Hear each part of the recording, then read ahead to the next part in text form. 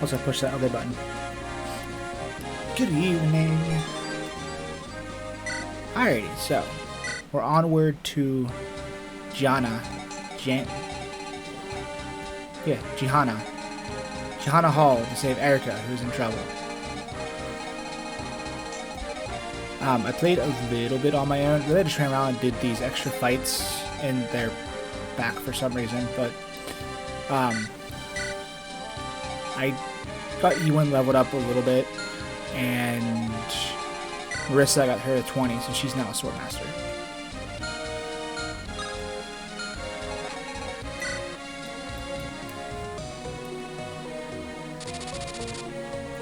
But we have taken the capital. We have learned that the Emperor was dead this whole time, and he was a puppet to his son, who took Gardo's sacred stone and split it in two, leaving the pure sacred stone and basically the pure essence of the Demon King. And he took it and called it the Dark Stone, and now he wields it. He seems to be enthralled by the darkness. Always enthralled by the Dark Stone, I guess, but either way, its power has corrupted him. He has become a slave to the darkness, destroying all the other sacred stones in the kingdom.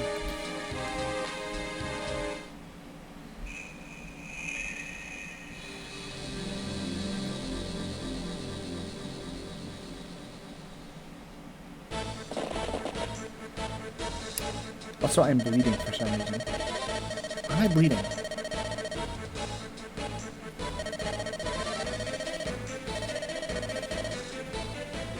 Not like badly or anything, just assuming Milo scratched me at some point in accident.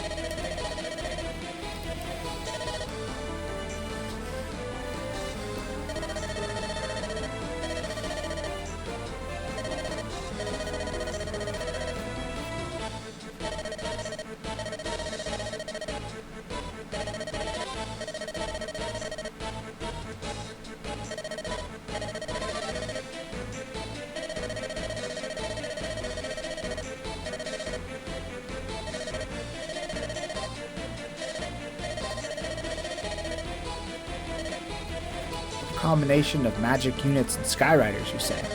Oh, that's exactly what I just happen to have.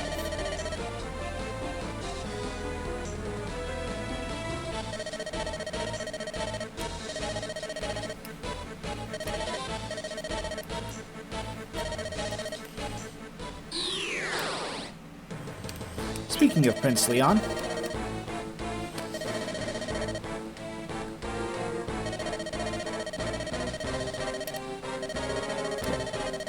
Grotto. I called it Gardo earlier. Grotto.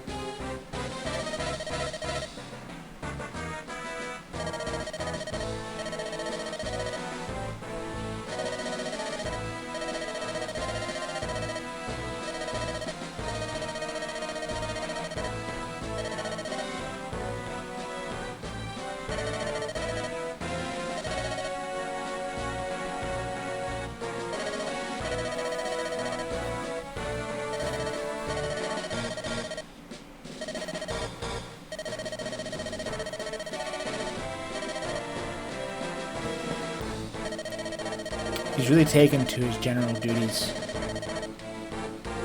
He's monster tag, aren't I?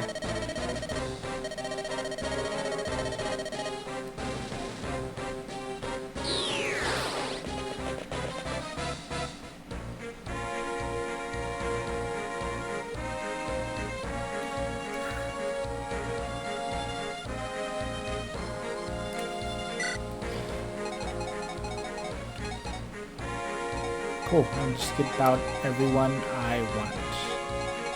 I mean, I know Natasha and Seth, and especially Dusa, are going to have a hard time, but they'll be fine. There's no point in switching out units that can't do anything. I do need to see where the secret shops are, though.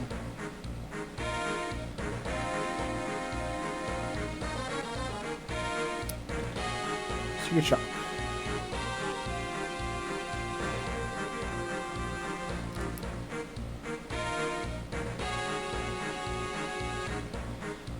There is one in Gianna Hall.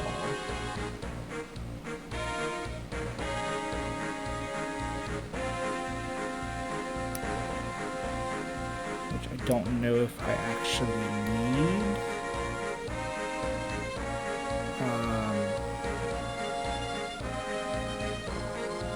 Oh no, that's a creature campaign.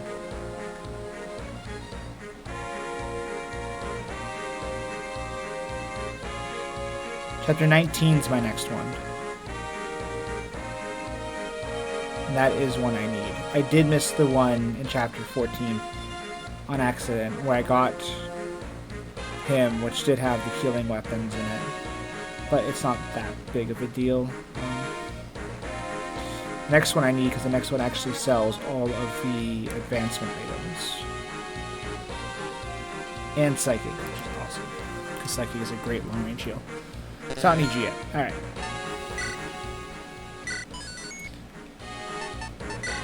Yeah. Formation.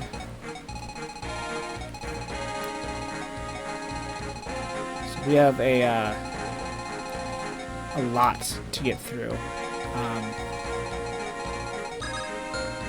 Oops.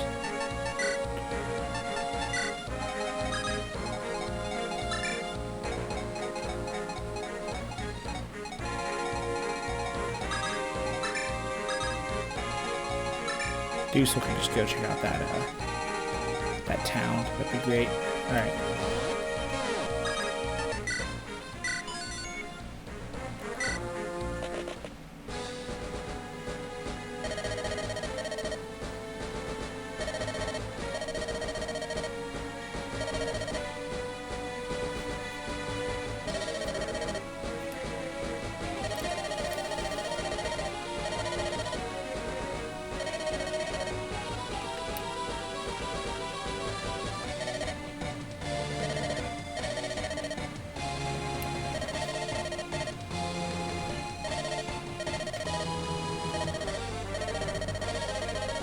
All of us. All three of us.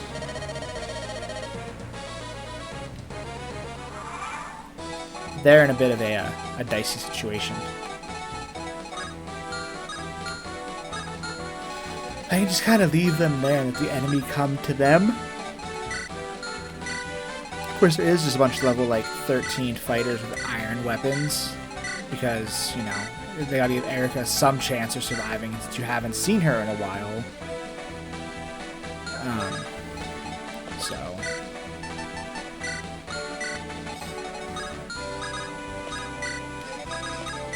you guys can just hang out there. Do so. We're gonna come up here and check out this village real quick.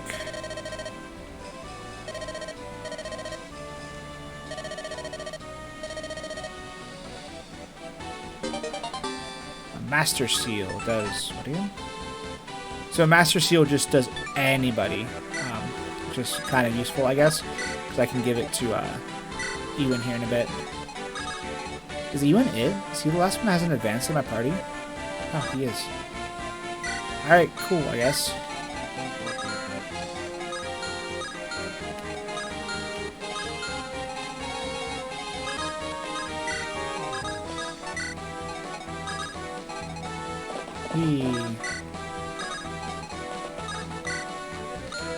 Oh god, your axes are almost broken. You need to pay better attention to people's item durabilities.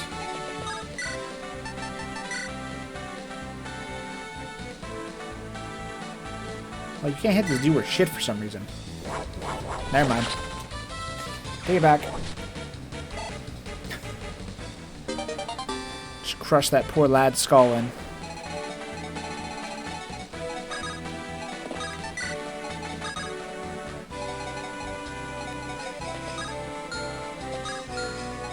Need actually him to go this way. I'm a dummy.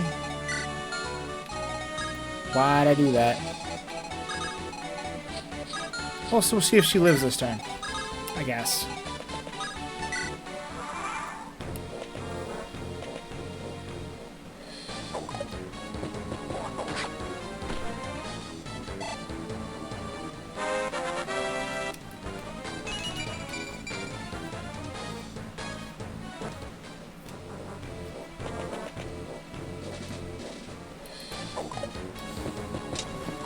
Assuming Erica doesn't get hit, she should be fine.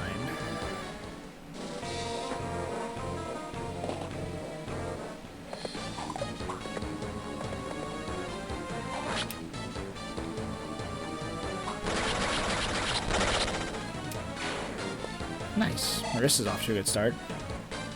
So, Marissa, being a mercenary, had the ability to turn into either a swordmaster or a assassin, which was kind of interesting. I almost went for the assassin, because I love the assassin job, but swordmaster it is. Really? You're not going to shoot Vanessa? I mean, whatever, man. Just like, okay.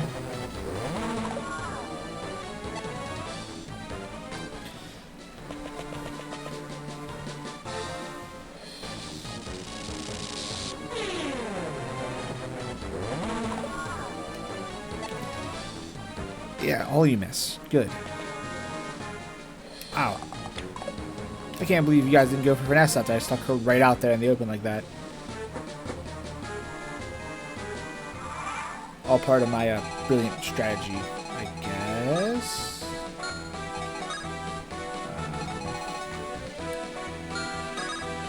Let's move you this way. Move you over here. You stab him again.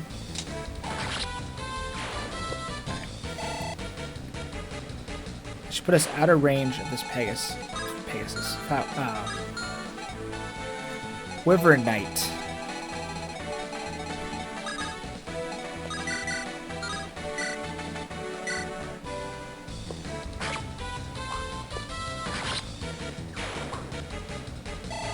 So Ephraim's almost 20, so I need to get him up too. Supply, give, take.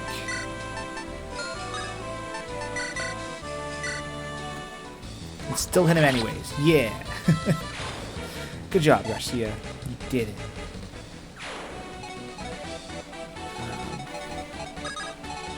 Actually bring him over here, I guess, with the steel sword.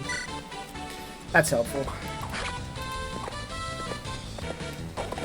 I will need Dazla and Garcia over here that would deal with all the Pegasus Knights.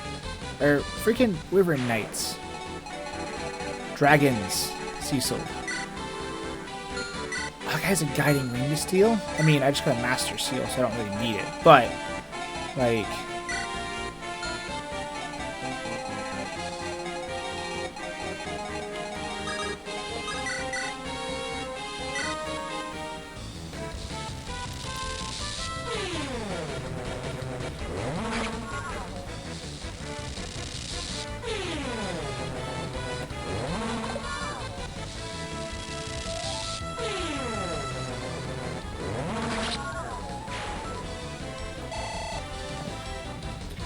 sticky back. It's so freaking hot. I hate it. Hi, Milo. What's up, kitty cat? Enjoy your window time? Look, even have that window open. It's freaking hot out there. Don't knock things over again, please. Nut job. Whatever. Wow, 0, 0, 0. Okay.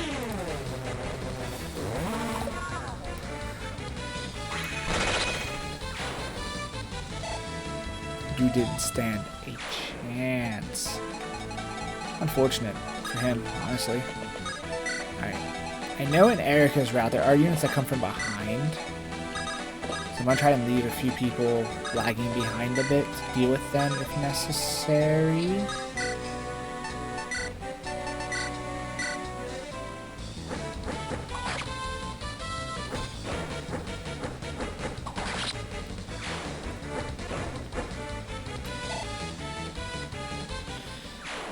Who do I have for sword wielders?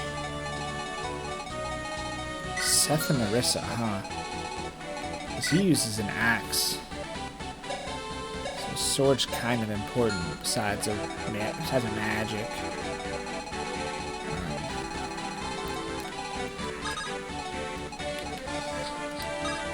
I don't know where Tana's going. She's off. She's off to do something. What, Milo? I've been paying you, like, for 3 hours now.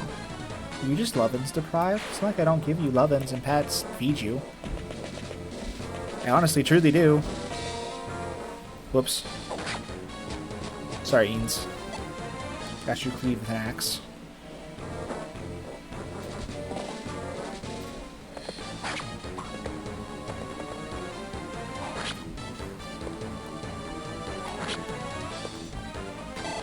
I like her hair better when it's up in a ponytail. I might have put her in a bad spot.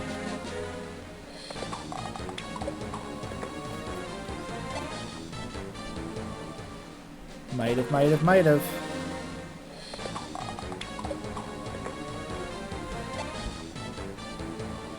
She's good if she can dodge everything.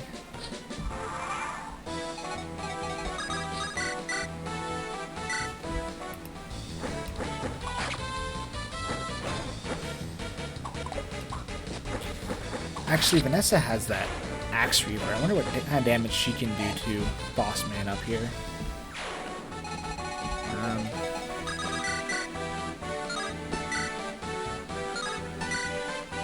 32. You can't kill this dude in one turn. Damn it.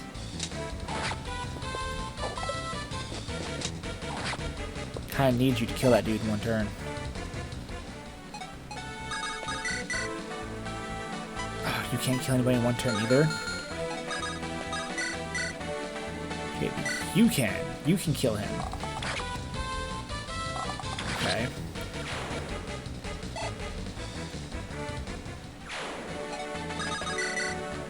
You can kill him. Alright. I mean, this isn't how I thought this was going to work, but it works. I figured Eanes would take care of the Wyvern Knight because, you know, archer weakness.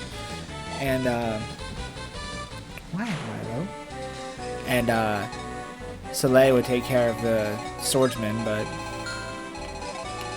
they're in a little bit of trouble. They should be fine, though.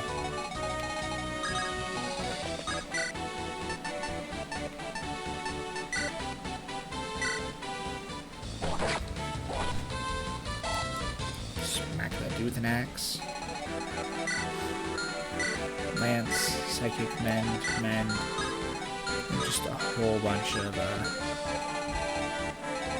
big weapons.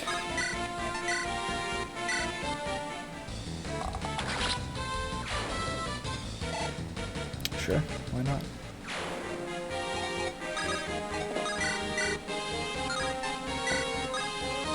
These guys have a lot of, like, speed. I guess there are nomads. Makes sense they have a lot of speed, but they have a lot of speed.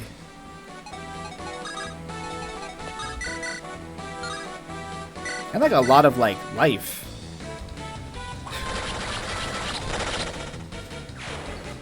Nomads are really tanky for some reason. But whatever.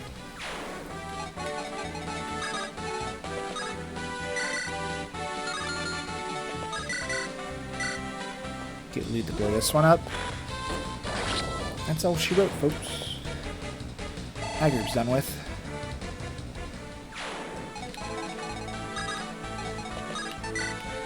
Trying to get you heading for Erica. Gonna keep you in the middle back.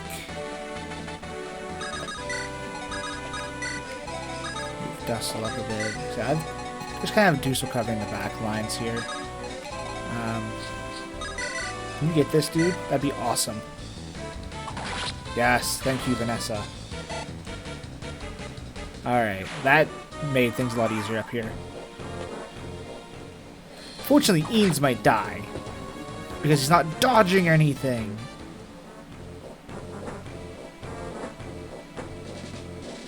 I kind of need Eanes to live. Wow, nice dodge.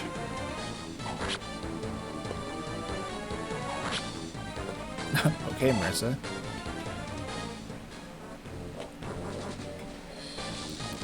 Yeah, you're down here playing spells. Can you get the Wyvern Knight to attack up top so I can see if Eanes lives or not?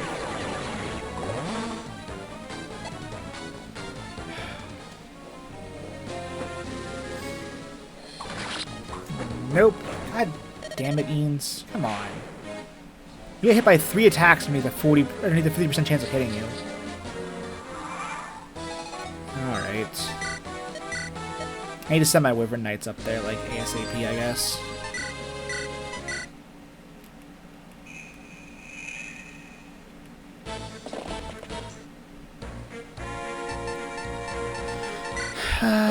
Not support. Check map. Formation. You two up there as soon as I possibly can. No. Check map.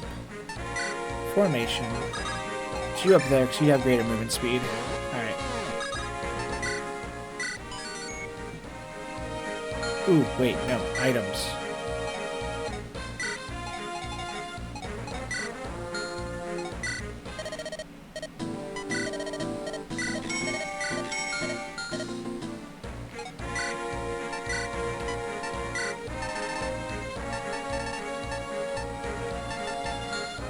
Take 2 steel axes, I guess. Is everyone else good? Or okay-ish, I guess?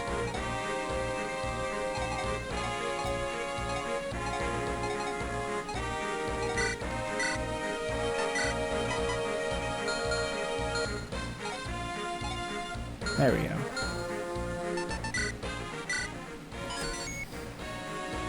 Alright, let's do this again.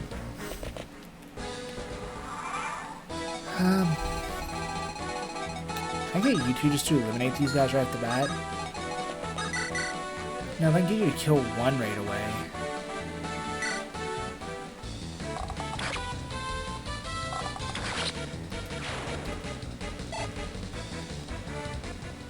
You look sleepy, Marlo. Do you have a staff? You don't. You just have Hellfire.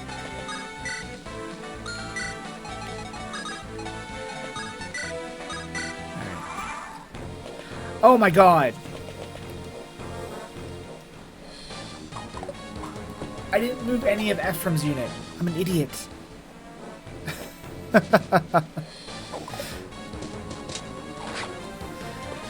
I just delayed everything by a whole turn. It's an advanced strategy. They're all coming to me. Yeah, let's go with that.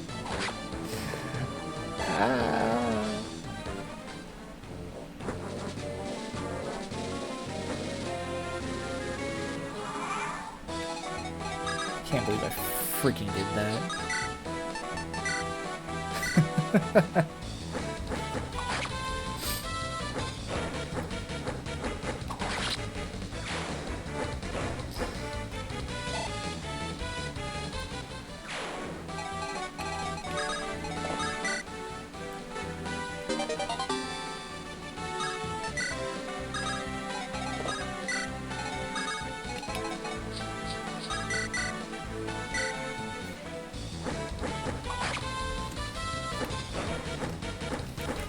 It's okay.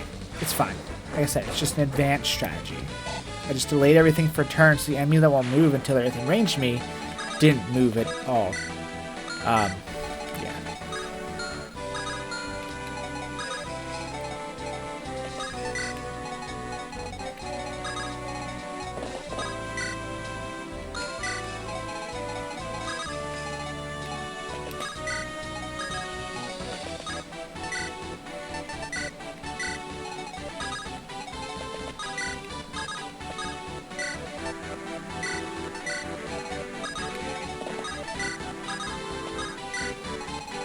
Okay.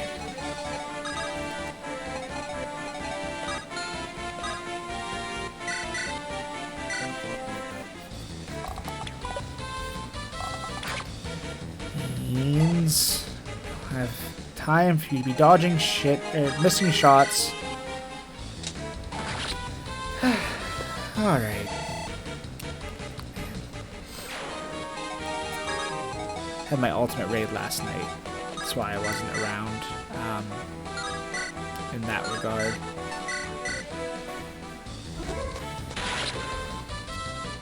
We finally got Heaven's Fall clean. Like, we did it, like, well. And then we got, like, half of freaking 10 strike down. It was pretty good. Quite happy with what little progress we made. But we didn't have our Red Mage because he had plans that night. Which was unfortunate, but it's whatever. I'm having issues getting all 8 members of my ultimate raid to show up at one time again. Just because life. Not like people aren't just going to be like, well, I'm not going to go raid tonight. Just something's been coming up on our raid nights like every day these past like 2 weeks. It's been kind of annoying, but it is what it is. It is what it is.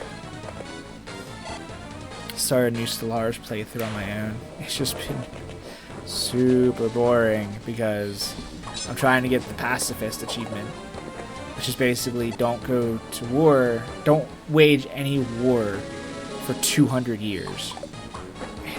I'm like 111 years in, and I'm sitting here like, cool, I'm getting there. No one attack me. Thankfully, the person to the north of me seems alright. I'm friends with him, but the guy to my south, but he likes waging war on like everybody else, but he hasn't waged war on me yet. He's tried to vassalize me a few times, but I keep saying no. So hopefully he sees my like big wall and he doesn't go, okay, I don't want to mess with that. His units are freaking massive because he's waging war with the person that's to my south. He has to fly through my territory to get there, which is fine. I don't mind. Just my south is a they're all he's a mega corporation,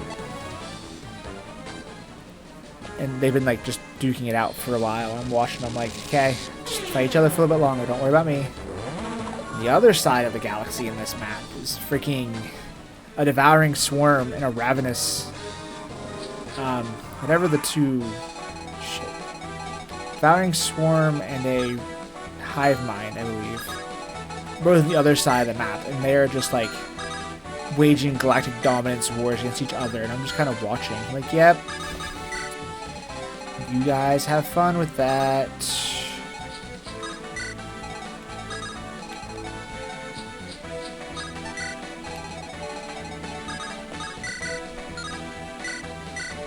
Keep it all over there. You guys kill each other. Don't worry about me.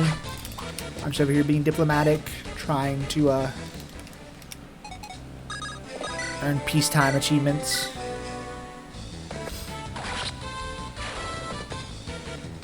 Just trying to be friends with people, you know. Normal not war things.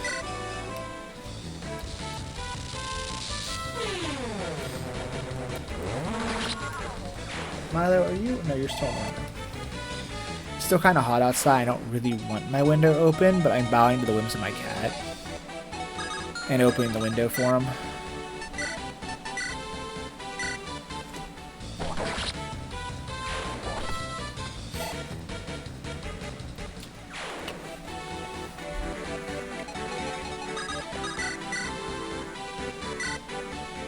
Or see, if you get attacked twice in a turn, that'd be awesome. A bit more speed.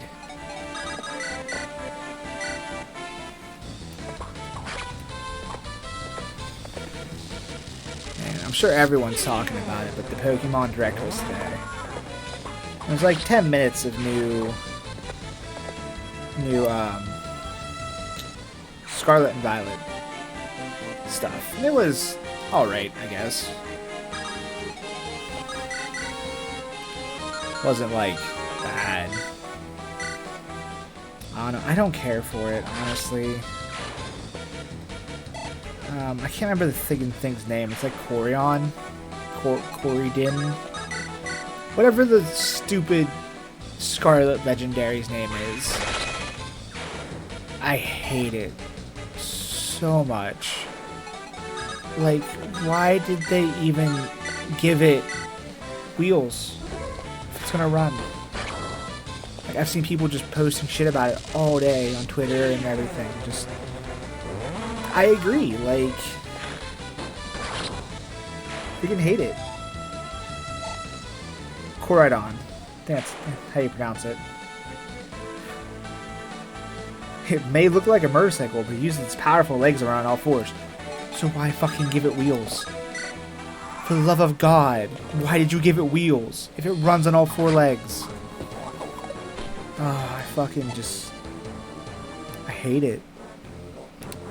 I don't even know what the other news was. Apparently there was Unite news, Pokemon EX news. I skipped the first 10 minutes of it. I don't care. I don't play anything other than the mainline series anymore, which I don't even really touch. I haven't played EX in ages because it got boring. I haven't played Masters EX. I don't even touch Unite because I'm not into MOBAs anymore. There's someone new that's called like Pokemon Cafe or something. I don't know. I just glanced at it like, yeah, whatever. I don't play Pokemon Go because the area I live in for it sucks.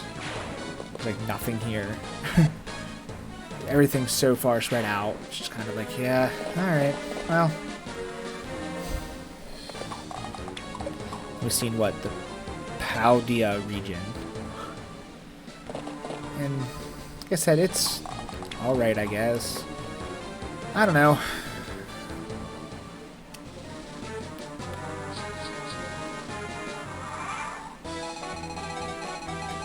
I don't know what to think about Scarlet and Violet yet. More than likely, I probably won't be getting them because the last 3 games have just sucked. That I've bought. I didn't buy Legends Arceus. The last 3 games I've bought, Pokemon games, they've been just terrible. So, like, I don't know if I'll even bother getting... I mean, I wasn't going to get Sword and Shield, but my son really, really wanted it, so I kind of bowed to my child's whims and bought it, and then he never played it. Little shithead. I played most of it, and I just quit, like, right after the League battle. I never finished it. I don't know. It was rather boring for me. I really did not care for Sword and Shield at all.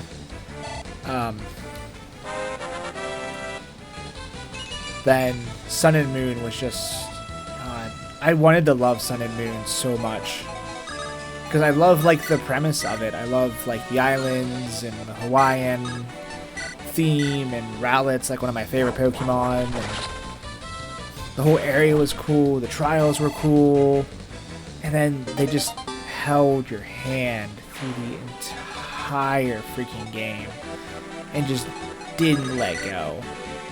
They wanted you to know that they were there, that they were helping you get through this like island trial system, and no one, not even the quote-unquote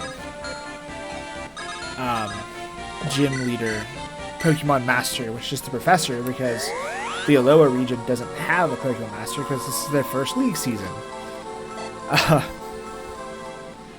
So there wasn't even a master to fight.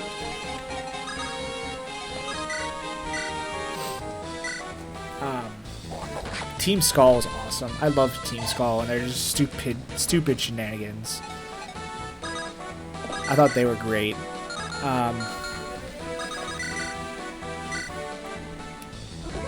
I really wanted to like Sun and Moon, but just base Sun and Moon wasn't finished when they released it, and I won't take any other answer to it. Like, base Sun and Moon was not a finished game, and they know it. They released it like that because they knew people would buy it because they put the Pokemon label on it. And I did. A lot of people did.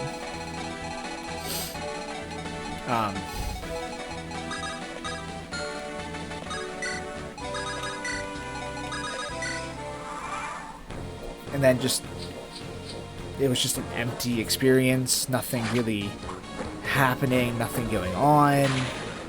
Like, it was just kind of this empty world that just held your hand through all these island trials. Then Ultra Sun and Ultra Moon comes out, and it's just the same game, but it's finished. And they had the nerve to charge full price for it. Like, and again, people bought it up. They just literally bought the same game that was finished this time. Like, Base Sun and Moon was like a full price $60 demo. Like,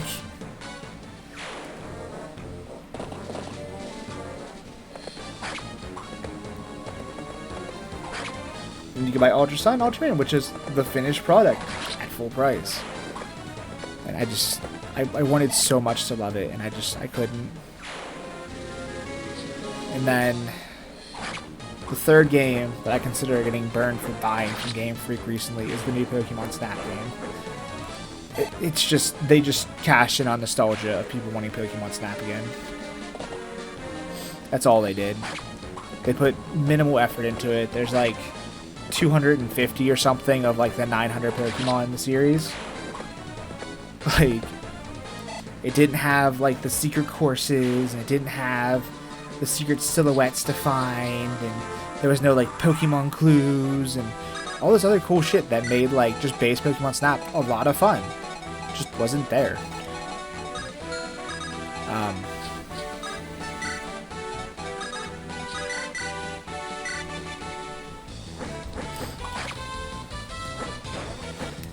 So you just had to basically run this one spot. Like, they had, each area had 3 routes. I streamed it last year when it came out because I was really excited for it, and then just really, really let down over it.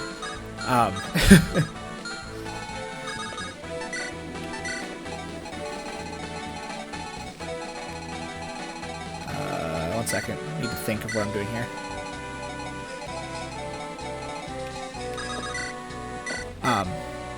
So like, you start out on Route A of like the plains. You go through it and it's cool and it's neat, and you have these now like completely foam balls you can throw at a Pokemon, you know, get their attention. There's no more agitating the Pokemon by decking them in the side of the head with a hard fruit. That's gone because, you know, animal cruelty rights and all that. Or animal cruelty laws and everything. You can't hurt digital animals anymore.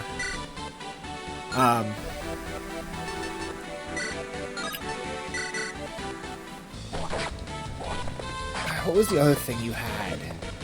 Oh, you had fruit that like just didn't work.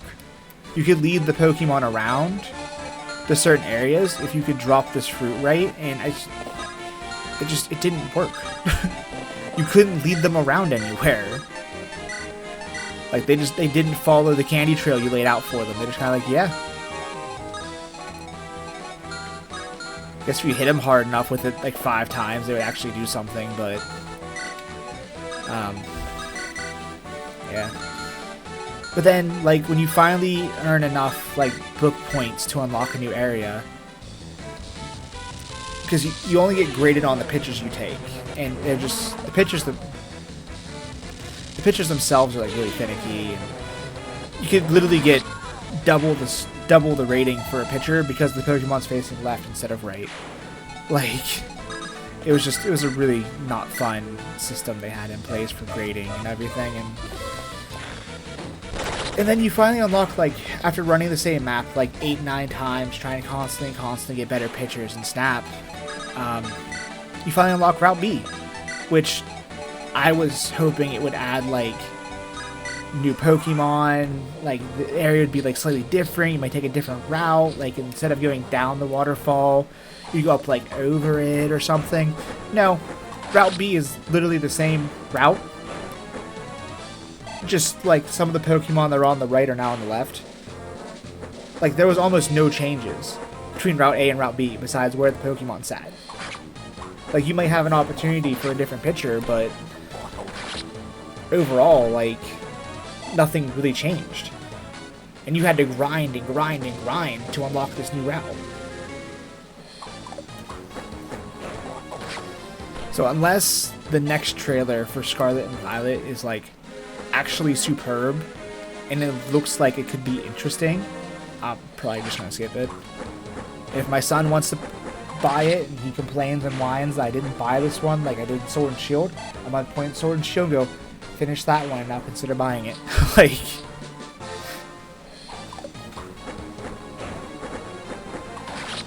but it looks neat. I mean, the premise of like the school is alright, I guess. The league's back. There's other stories built in. I don't understand the legendaries. Do you just get them off the bat? Uh-oh. I didn't think you could reach him. Thought I checked that. Well, hopefully E1's faster. Okay, never mind, their speed's matched. Oh, good thing you do 1 damage if you hit. I don't understand the legendaries in Scarlet and Violet. Like, do you just get them off the bat? Like, they look like they're, like, crucial to navigating the map. Like, one, they turn into a bike, one runs on all fours, despite having wheels. I'm not gonna let that go. That infuriates me. Like, why design it to have wheels? Oh, fuck.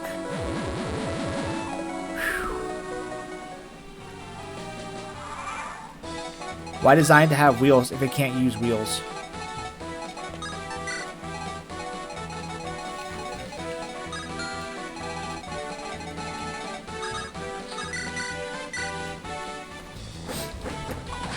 Like, I don't know if they're like, they even fight. Like, they just seem to be like vehicles. They don't seem to be like legendaries you know, deal with the region with. Excuse me. They don't seem to be legendaries that, like, a lot of legendaries actually, like, influence, like, the regions and whatnot and stuff going on, and, you know, some control the weather, like Groundon and Kyogre, and some do other things. It just seems like these legendaries are just vehicles. Like, they don't seem to have any premise or anything. I know not a lot of information's out about them yet, and that could very well change. Just, like, from what we've seen about them, one's futuristic, one's from the past. And they're just multi-transforming vehicles. That's all they do. They take shapes and they ride. It's a lot of enemies.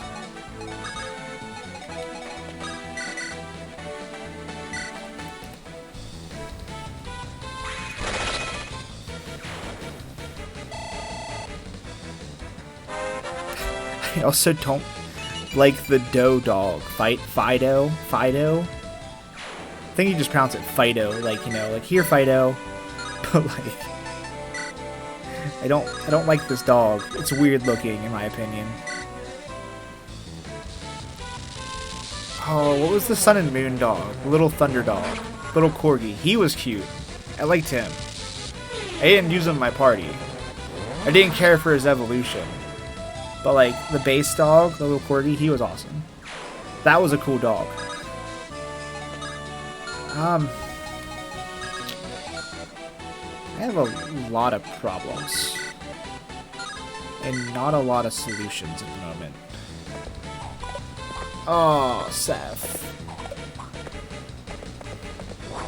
Oh, thank you for fixing your mistake. But yeah, I didn't finish Sword and Shield. I finished the story, I guess. I beat the League. I took down the brother that's in control of the League.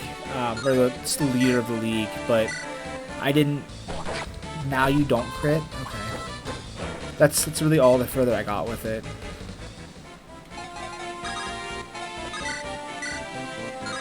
We need to kill Miss Berserk here. That was cool.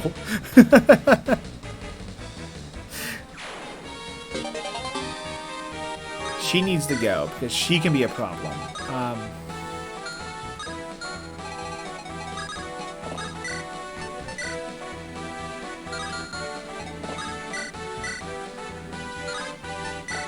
Just short, kill him.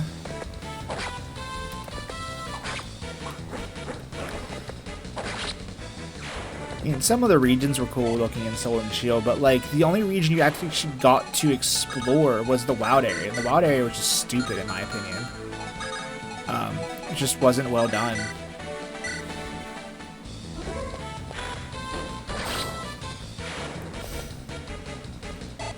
I I'm glad. I'm also glad Dynamax is gone. I don't like this new like gem system that's going on. I think that's kind of retarded. There's a Dragon Axe.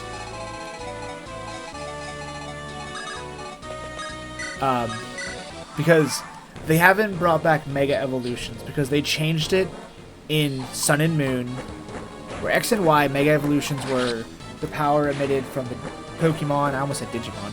Power emitted from the Pokemon, like, allows them to transform, makes them stronger, yada yada yada yada. Cool, like, neat, temporary boost in power. But in X and Y, or not X and Y, in Sun and Moon, they changed it so that, oh, right, you have range attack. Why do you do 13 damage now instead of 1? What changed? I mean, whatever, E1 dodged it, but,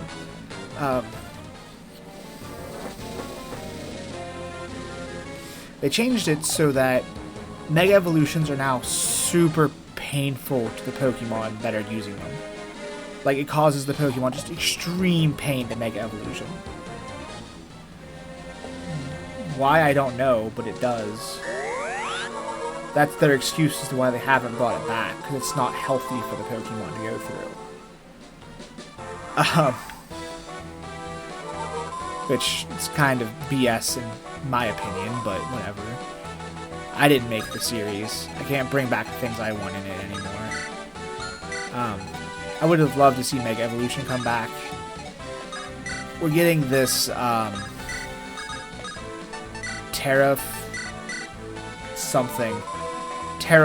I can't remember what the actual, like, ability name is called, but they have different forms now called Terraform. Crystalline.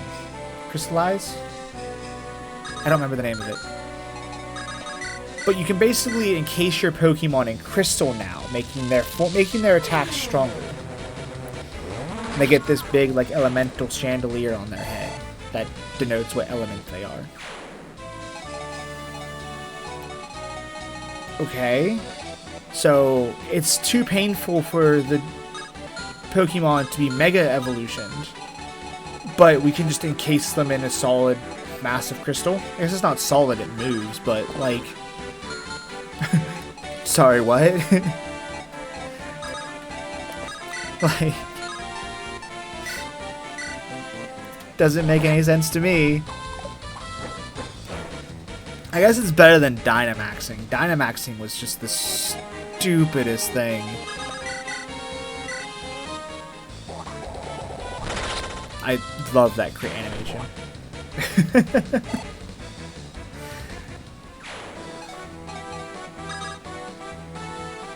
I don't know how close I can get to Volter before... Oh, he has the Philly Shield. Neat. Actually, I should have been in range of him last turn. He didn't move. Okay. Should be good.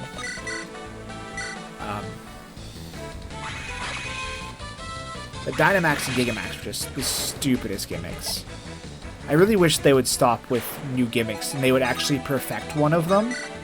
Like, they had Mega Evolution, like, pretty good for a while. Like, they were making new forms for it. You know, everyone had unique abilities, and now it's just, oh, it gets larger, form changes slightly, and now it uses Max Element. That's it. It's not named. Just, it's Max Fire. Max Earth. Max Rock. Like... Max Steel. They each have little effects. It's terrible. Don't die, Marissa. Please.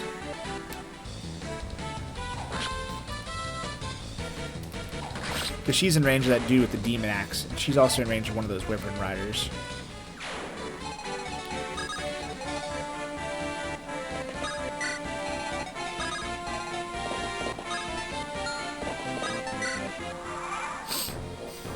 Sorry, give me a second. My nose is being funky.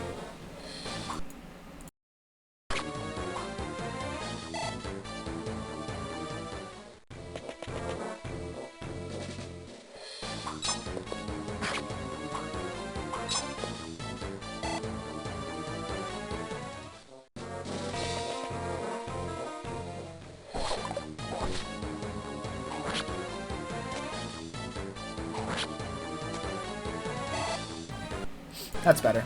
Sorry, I still haven't found a way to tap out of this program and keep it sound. The good news is Marissa's live, and she crit, which is awesome. That's always good news.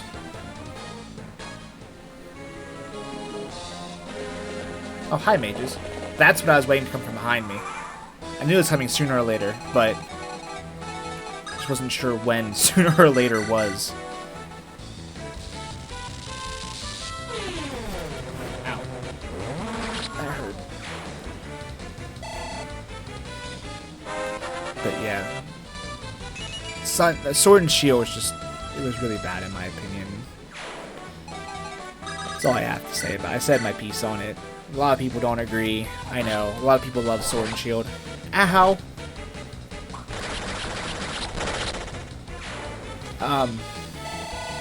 Well, I can't say love. A lot of people like Sword and Shield. But, yeah. What I've seen so far of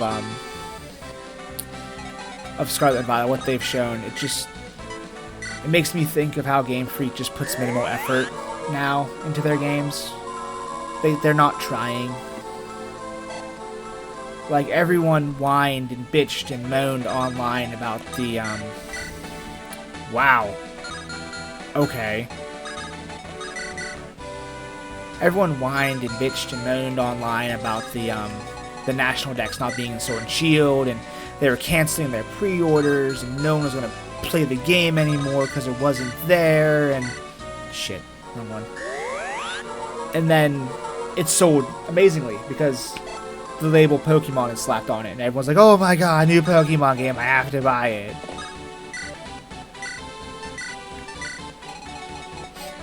Like, they know they can just slap Pokemon onto something and people will just eat it up. They know they don't have to try anymore, so they're not. Like, they know they can make Buko bucks just slap Buko.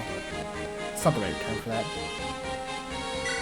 They know they can make a lot of money if they just put Pokemon name on something and ship it. They don't even have to finish the games anymore. They can just ship it as is and people will buy it up. 3% crit. Okay, not Hellfire. Okay, just stand there, Luke. Iron Axe. Man, I can't do much with Dolza, huh? Why does he have such a low chance to hit when he has the advantage?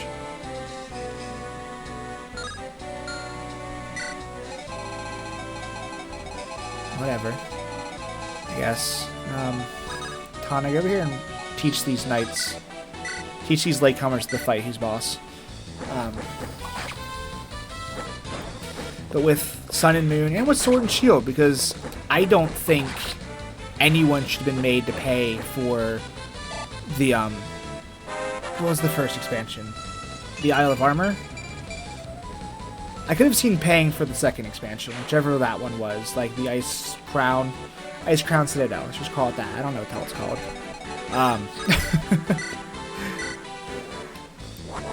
That's fine. 2 expansions, okay. The Armor of Isle should have been free for how subpar, in my opinion, the first game was. The base game was. Like, I might have considered continuing my playthrough of the game if it had been just included. But it wasn't, so... whatever. Ephraim. 81% you missed? I'm playing a little dangerously here at the moment.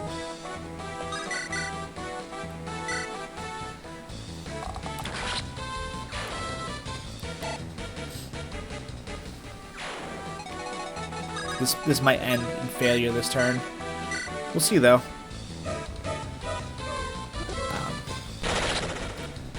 Or it even being like $5, $10, whatever. $20 for it? No. Oh, wow, you're aiming for Erica and not Vanessa? Really, you hit her? Okay.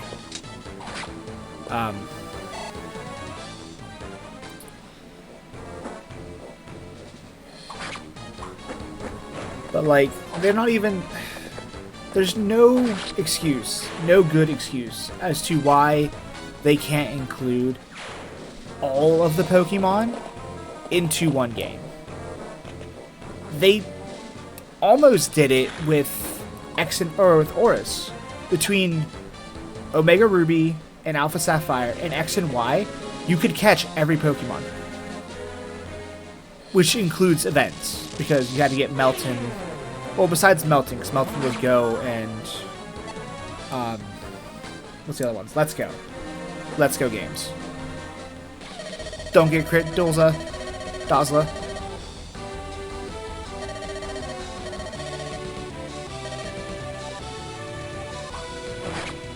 Maybe just don't get hit. That'd be awesome too. Or crit him back.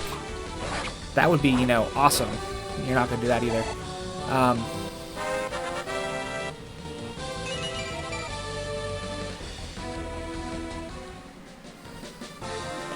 Yeah, in my opinion, there's no good reason as to why. There should be, every Pokemon should be released in the games. We shouldn't be at this stage where, it's just... Oh yeah, we didn't have X thing for all the Pokemon to come over. There's no reason for it. They're not lacking in funds. People are buying up Pokemon stuff left and right. People are throwing money at Go to play Go. Like 12. She'll survive. This mage comes over and pokes her. Assuming it hits her. People are throwing money at Pokemon Unite. And I know they have to allocate some of those funds to, that team and all of that fun stuff. And, they can't just throw all of it onto other projects. But they're still making more. They're not charging the price of something for what they're putting into it. They need to charge more, because that's basic business 101, to make a profit on what you're selling. Like... can you talk? No, that's surprising.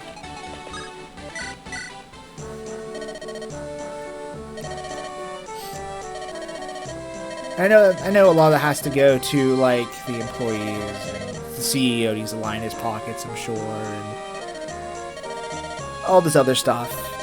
But they're making more money than they're dishing out the company, because they need to put more funds back for projects and all this other stuff. But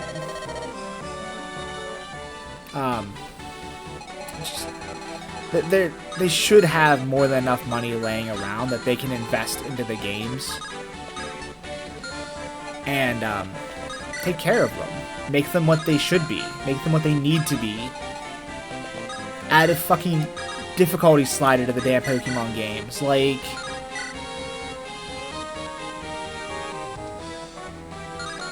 Oh, what to do?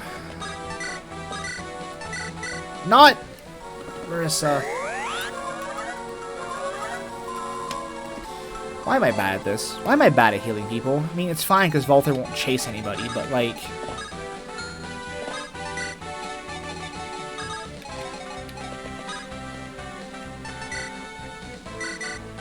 Okay, you're fine, assuming you don't get crit. And you're fine, you can't get crit either. Okay, you two may just chill there. You two chill here for the oncoming fight. Marissa can kind of go way over here too. Yeah, I don't know. Unless I see something in the next update, trailer, whatever, for Scarlet and Violet that actually just blows my socks off, I probably will just completely pass on it. Which sucks, because it's nostalgia. I always loved the Pokemon series. I love seeing the stuff they can put out in the new worlds and exploring it and hanging out with my favorite Pokemon and all that fun stuff. But, like, they're putting minimal effort into the series. As little effort as they can so they can make the biggest profit.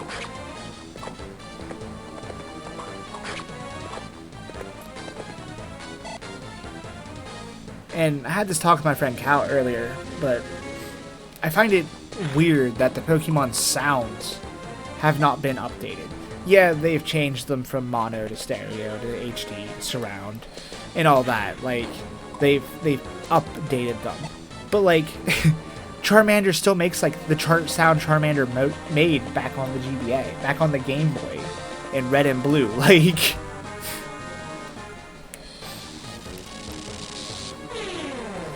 and I get that's another part of like the nostalgia factor and everything, but like that in my opinion that could really use updated. They don't need to like completely change it. That wasn't necessary at all.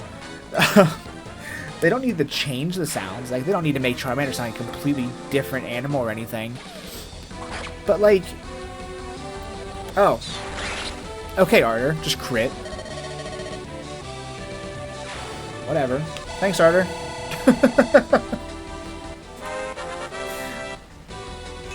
Arter's not dealing with his shit apparently.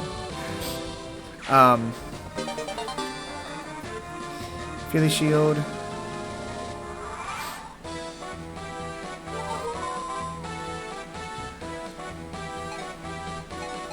I need to kind of figure out what I'm doing here, because I have units kind of all over the place. A lot of them are in attack range. I don't want them to be.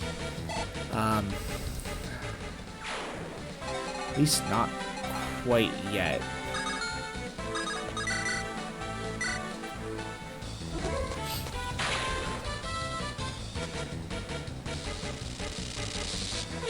And then, there's also no excuses to why the game doesn't have a 3D camera. Yeah, I know they made one for the wild area. It should have been the entire game. They made the towns 3D. Why can't they make the skybox 3D? Why can't I turn my camera around and view the city from a different angle? Like...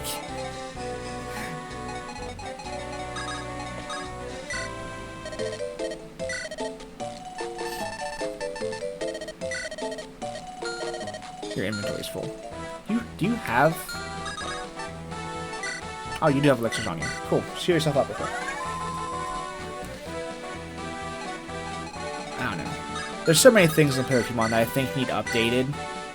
And kind of to bring them more into the fold of, like, common RPGs and everything. And they're just taking all, like, the worst elements and throwing them into the games. And just keeping that going. But I don't know. I've been told by a lot of people that my opinions, how I feel on the Pokemon series, are wrong, and I'm just starting to think it's me, and I just don't like Pokemon anymore, and I grew out of the series, which is possible. I mean, okay, where can you go? You can go everywhere. All right.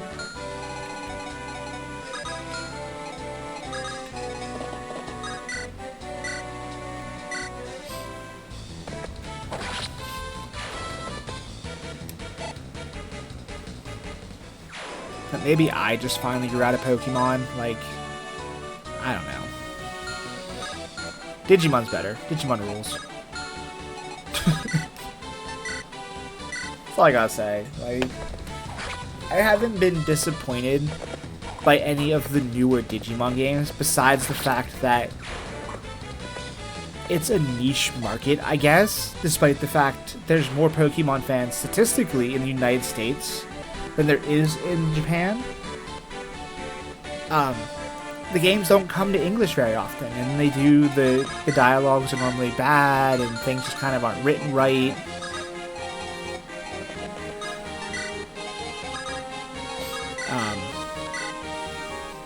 Names are wrong, like, I don't know. I loved Cyber Sleuth. It was kind of slow and sloggy at points, but it was really good. Hacker's Memory was phenomenal, and I want to play it again for the VOD channel, but I know if I do, I'm just going to freaking cry. You need healed.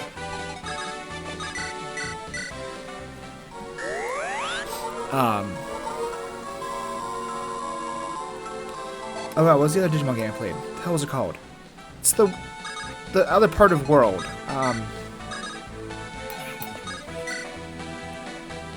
I don't remember.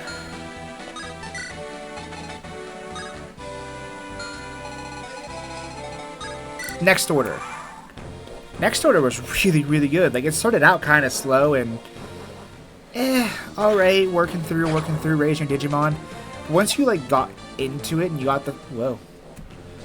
I talk with my hands. I almost knocked my keyboard off my desk. Once you got into it and you got into the flow of things, it was the old Digimon World game that I loved from my childhood. Just kind of uplifted from it was like, I think it was a PSP game we figured out. Someone told me during the stream. But it was like an uplifted PSP game. And it was fantastic. I loved it. Like, I loved getting through the whole thing.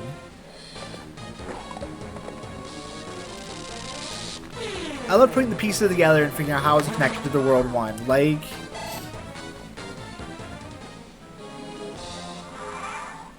I don't know, is it just nostalgia eyes I have for the Pokemon series, for the Digimon series?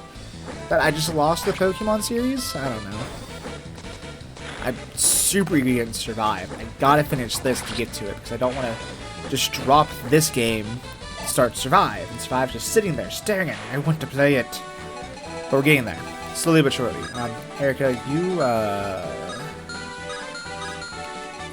take one step forward and don't get hit twice.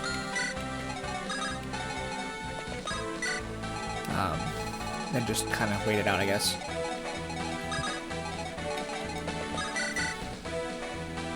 Down to one charge of Flux, huh?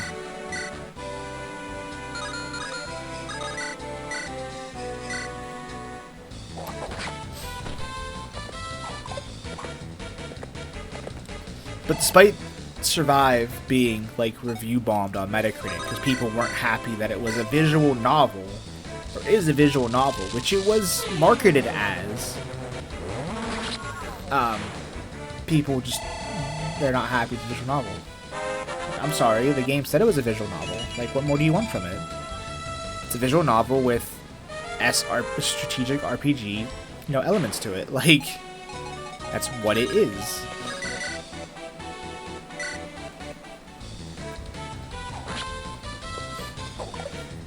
I've seen some of, like, the typos and stuff that came with Survive, and I'm just like, alright.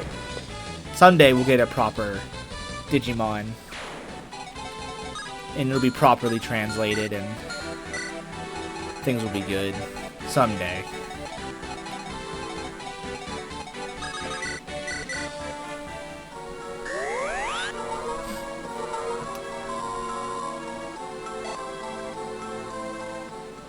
I don't really think anything else happened besides Pokemon news that I can think of. Like, nothing actually happened to, like, me or anything. I just kind of went to work and did UCOB last night, which I talked about a little bit. And, that's about it, really.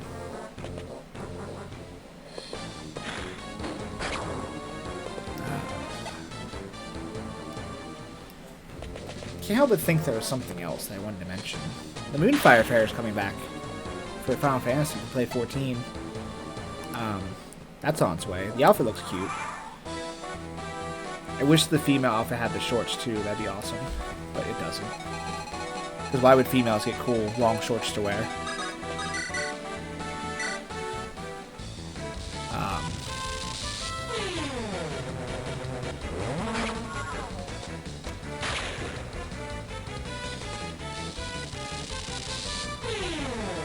Utah man trying to kill a spider with a lighter started Springville wildfire.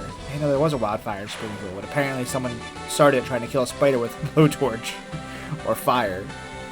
Alright. Not the best way to solve your problems, but you know. Whatever works in a storm, I guess. Or it's whatever port in a storm. Whatever works, whatever you have around, just don't burn down the neighborhood in the process. Or in this case, the forest. Use precaution when handling fire.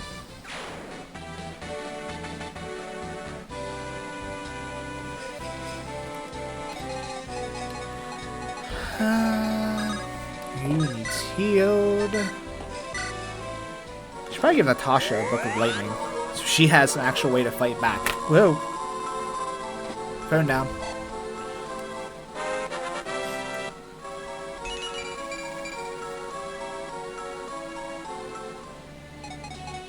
I don't know who to do what. I guess I can start moving, like, loot and harder up here to try and take care of these stragglers.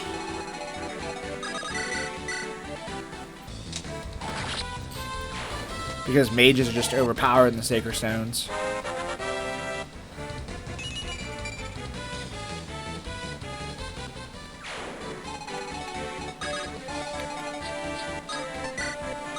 Just make everything come to Erica. Let her fight it. Get him, Erica. Get him.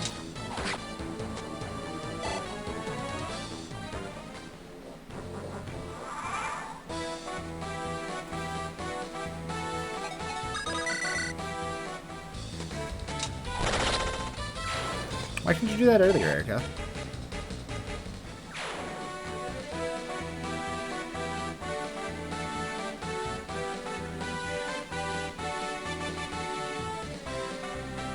Oh man, I forgot about that. Okay.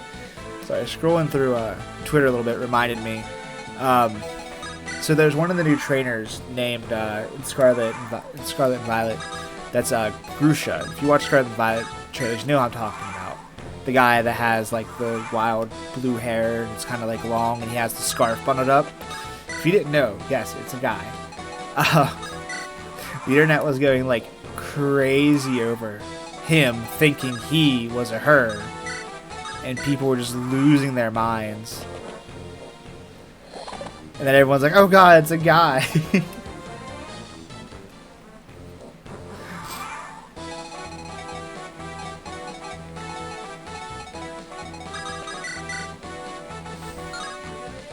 don't know if you'll be fine to fight this dude on your own, Erica. Can you take care of that? Oh, nice. Never mind, you're good. Assuming next hit doesn't hear that Dragon Axe for 26 damage.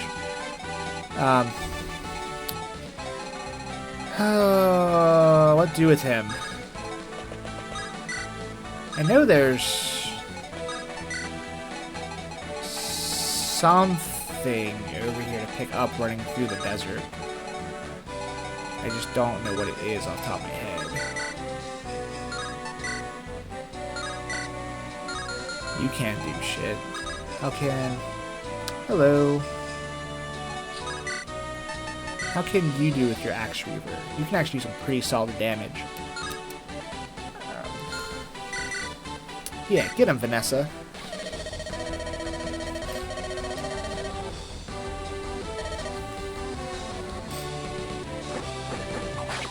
I know this game's coming to an end not rather quickly. I think there's, what, 19 chapters in this game? There's not a lot. So we're getting pretty close to the end of this. Then I can play Digimon Survive. Whoops. Keyboard.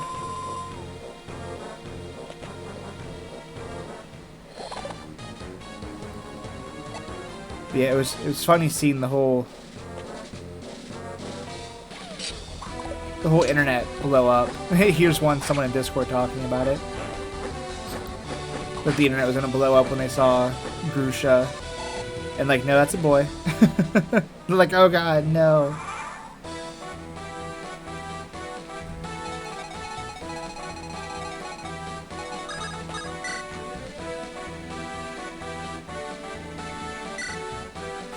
The archers haven't been that bad to my Pegasus Knights, surprisingly. Like, I've accidentally stuck them in a few bad spots. And they've just been fine. Like, yeah, it hurts, but they haven't died from it yet. I did just get the, Dragon Axe. Who has it? Yeah, the Philly Shield. There's a pair of boots, like, somewhere out here in this desert. Oh, there's the Worm Slayer. There's a pair of boots somewhere out here.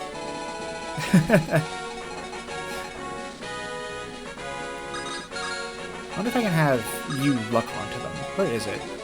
Over here? No. Over here?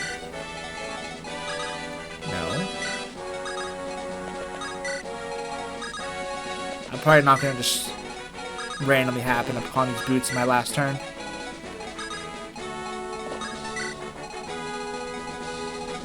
Whatever. Get him, Vanessa. Oh, it's northeast somewhere. I thought it was down by that, down by the bones. I guess maybe it's just the Wyvern Slayer I was thinking of. Whatever. They're not a necessity. They'd have been nice to have, but they're not. I mean, I guess they kind of are game-changing, because I can give a unit +2 movement.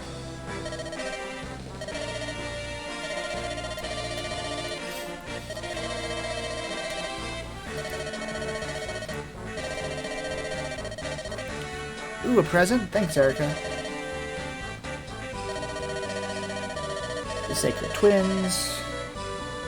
It's like the end of this game is just kind of like sudden, I guess. Like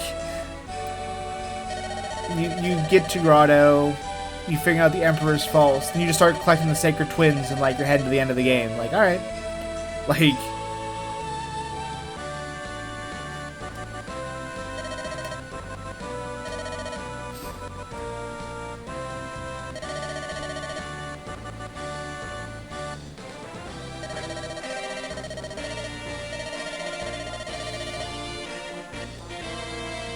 Penny, that's her name. Which game is calm? This one, but I didn't use him this time because he wasn't getting good growths.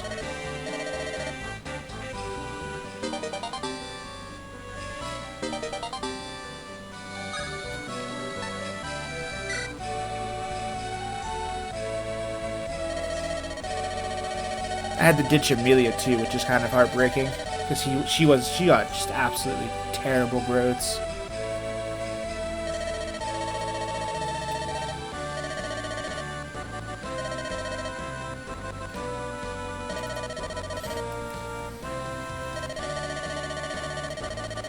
Like, my Amelia got, like, between training 1 to 10, I think I got her, like, level 4 Knight.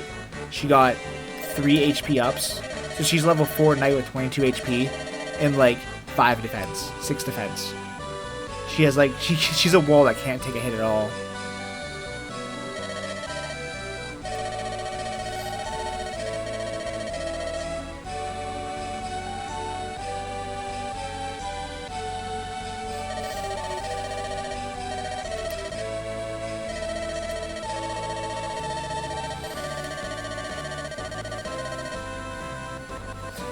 Damn. Calm just channeling his inner Jafar.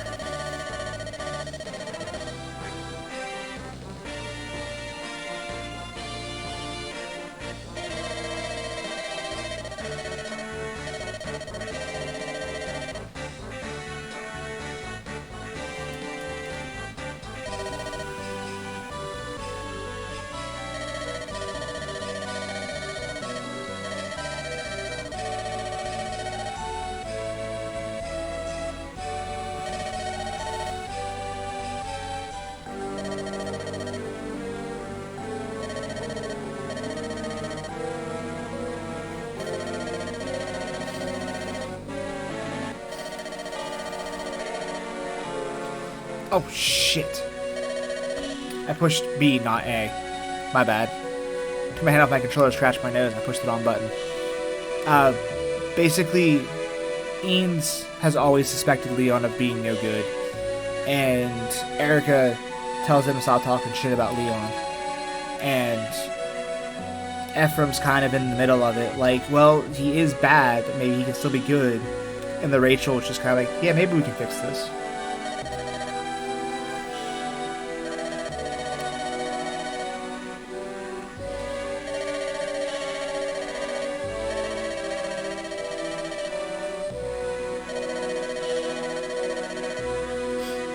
The best unit I've ever had cut down, the only person I've ever had cut down just a whole line of units by themselves is Hector. Because Hector is just an absolute god in the Blazing Blade. Like, when you're at the Shrine of Seals for Edward's route, like, Elwood. When you do Elwood's route, you can advance Hector earlier, because in Hector's route, Hector has to be the last load to be advanced. But I had one choke point, I just stuck Hector in with like 3 axes, and he broke all of his axes. He just made this mountain of corpses in front of him. It was great. Nothing stood a chance against him. He went from level like 10 to 20 and just sat there.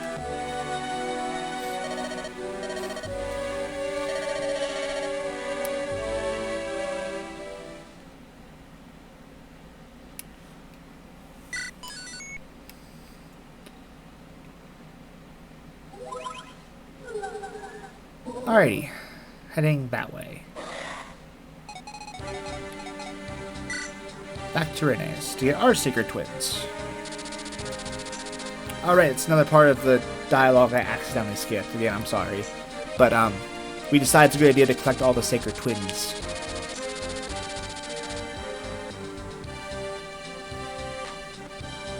I don't use axe units too much, but like Hector is just so much of a beast. Like, Hector's the only one that can actually fight the dragon, the final boss of Blazing Blade, like, easily. Like, he's the only one that can take a hit well and survive. He's the only one that can deal good damage to the dragon. Even other fully maxed out units with legendary weapons cannot put out the kind of damage and take the kind of hits Hector can. It's ridiculous.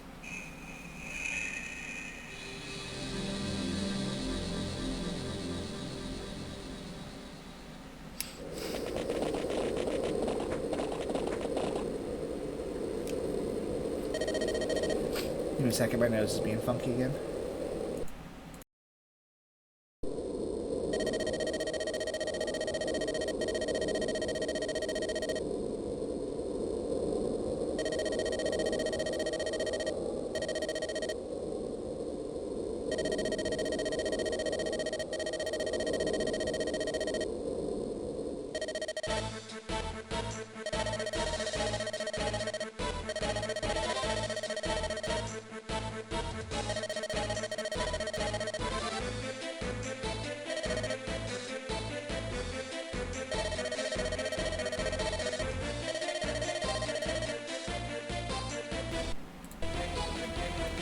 Alright.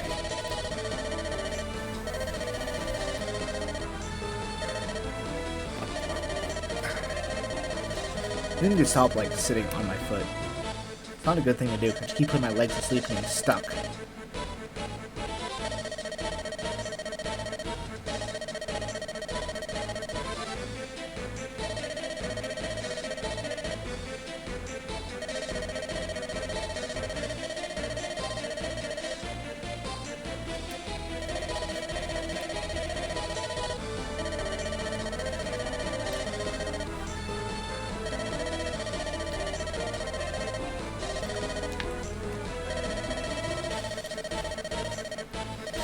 I'm trying also to use units I don't normally use. Like, I almost never use Garcia.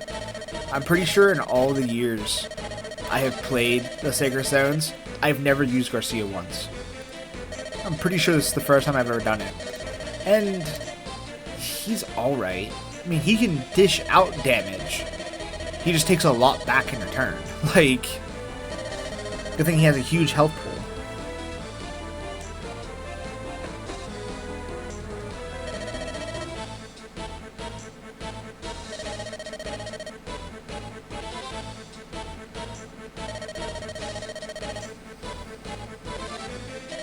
I realize I severely lack sword units this playthrough, though. Like, usually Garcia is my sacrificial pawn. Yeah. Like, I usually sacrifice Garcia in this, and Bratti and Dorcas in the Blazing Blade. Like, if I have to sacrifice a unit to hold a wall, it's pretty much going to be them. But I decided to try and take him through this time.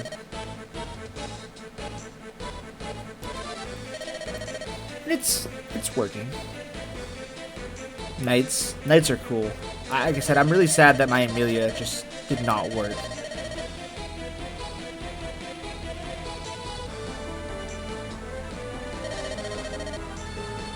Because Amelia can be one hell of a knight and in general if you just stick her in a position.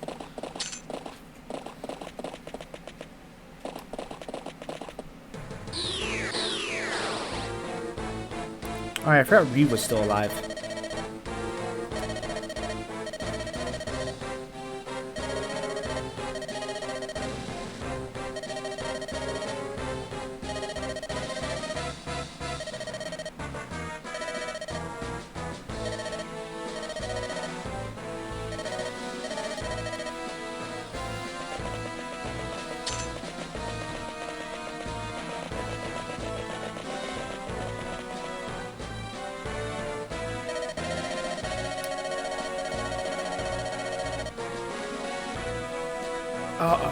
That's also what I want to talk about. I just remember what it was.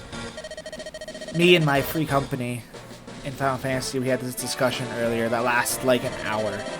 It was great.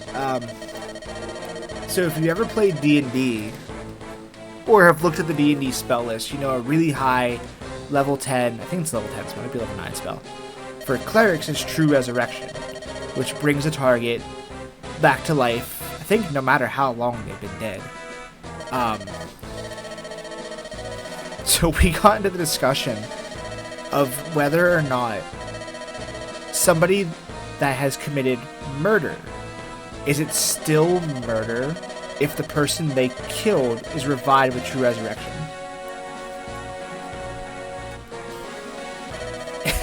And we spent like an hour just debating this topic, and it was great.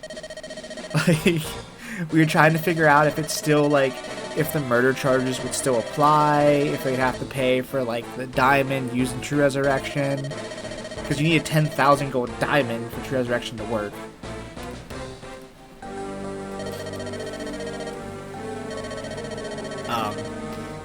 If it would just, because assault in real world, assault can be upgraded to murder if while in intensive care or the hospital or some other care, the victim dies. Assault can become murder. So can murder just be downgraded to assault if the victim's brought back to life with True Resurrection? Like,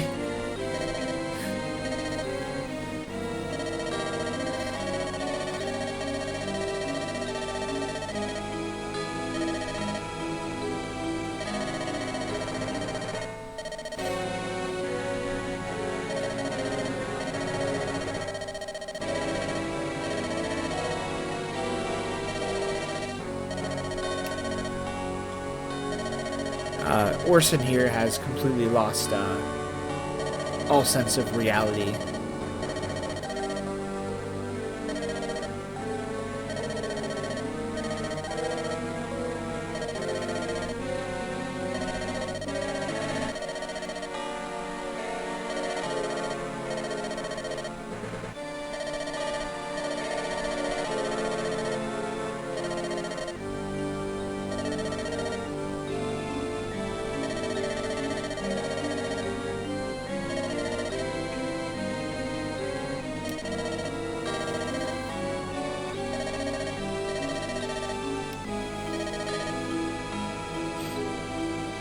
Orson just chambered up with his zombie wife.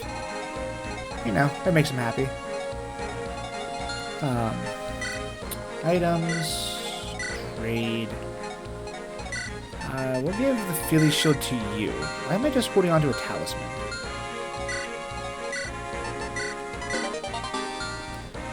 She can have the Philly Shield. Why not? But we came to the conclusion at the end of this big debate as to whether or not it's still murder because the action of the person was killed. Yeah, that even if the person brought back to life, like it's still murder. The murder charges still apply because you did in fact kill this person.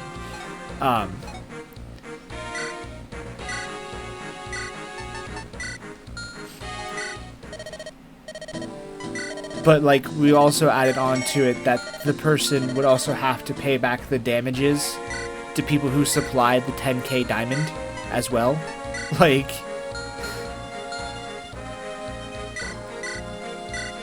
I don't know, it was a fun discussion we had for a while. I really enjoyed it, just sitting in the FC chat talking about it. Or the FC Discord talking about it.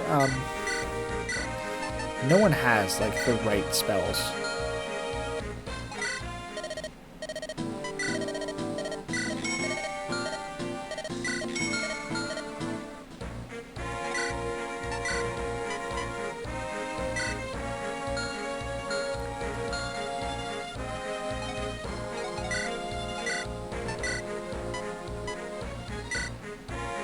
I meant to give you Luna, but that works too. And I can also give you... I have an Angelic Robe and an Energy Ring. I don't know who needs these off the top of my head. Give you the Master Seal as well. That way when you're 20, I can just advance you. Marissa, take this gem so I can get out of my inventory.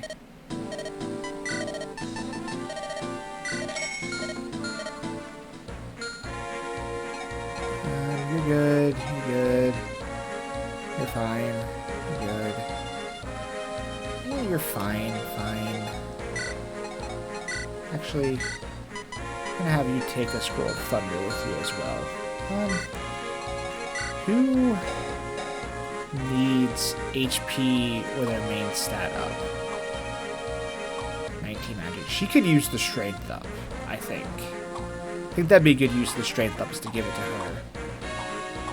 Because everyone else can hit decently hard. Yeah, this is my Amelia. Almost level 4. Her growths have just been trash. It's really bad.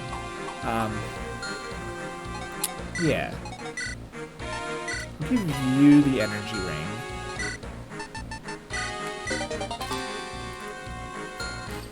That's a good use of it.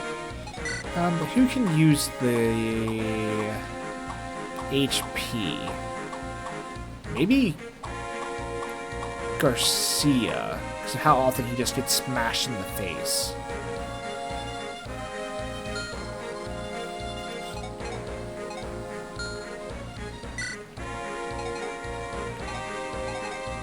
Yeah, why not?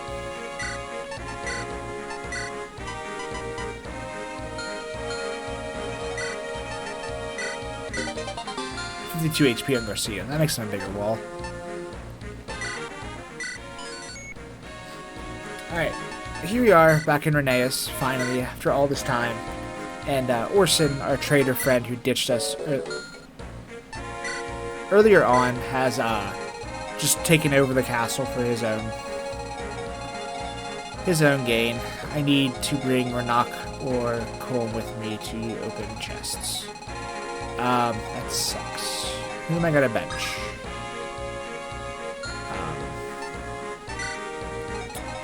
Seth, you're getting benched for Renak.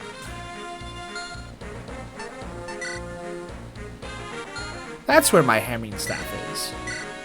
Hammering staff is. In there. I couldn't find that. There we go.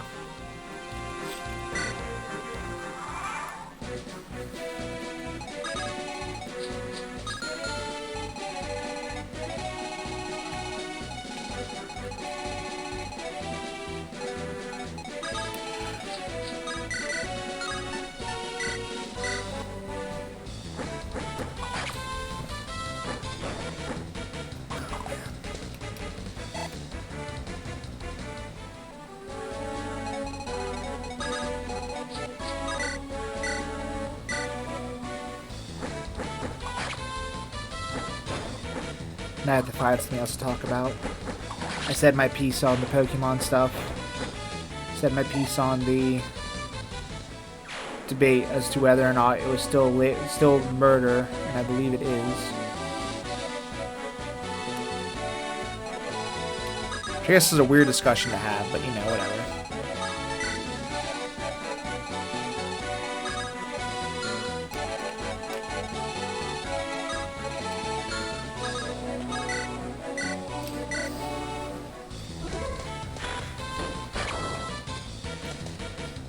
Into the BreachCon update, which is a pretty good game. I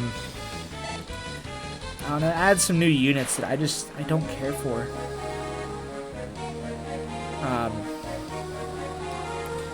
don't know, I tried playing as the new, like, units that they released, the new teams, and I just suck with them, like, really bad.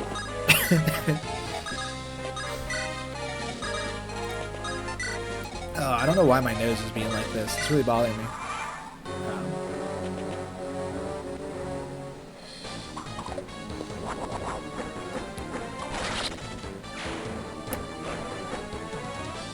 Alright, give me a second here.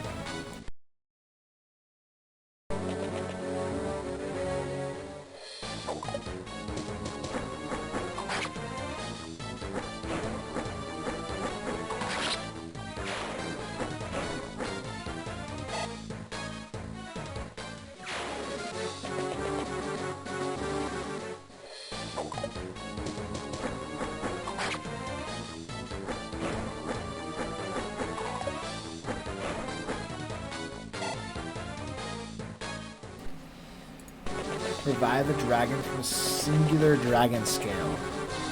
Oh no, that seems to be stretching it a bit, I think.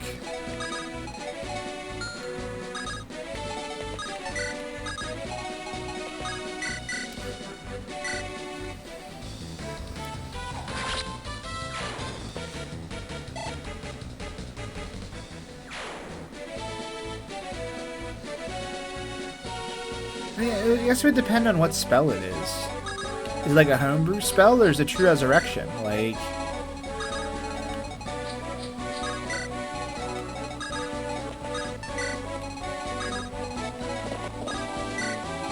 It still seems like a lot, but...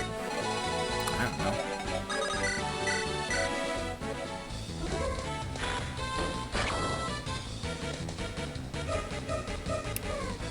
Just had something I was gonna say and I forgot about it.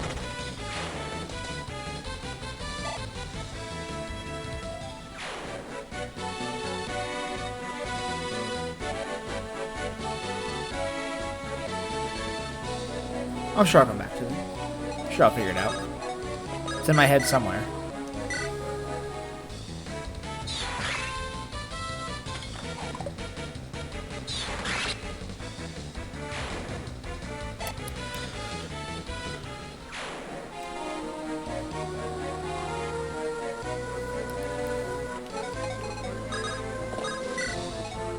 Stupid trees.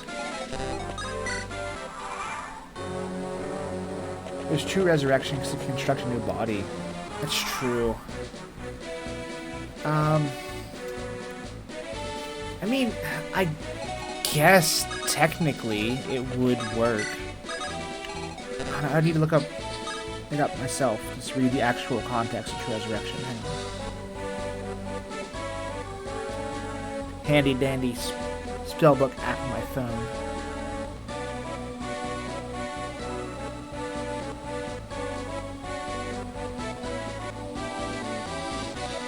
True resurrection. You touch a creature that has been dead for no longer than 200 years and has died for any reason except old age.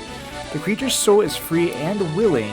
The creature is restored to life with all its hit points. The spell closes all wounds, neutralizes any poison, cures all disease, and lifts any curse afflicting the creature when it died. The spell replaces damaged or missing organs or limbs. The spell can provide a new body if the original no longer exists, in which case you must speak the creature's name, which then appears in an occupied space within 10 feet of you. So assuming this dragon scale was the last biggest piece of this dragon that was remaining, I don't see any reason as to why it wouldn't work, assuming the dragon was really being brought back to life. That's how I would play it as a DM.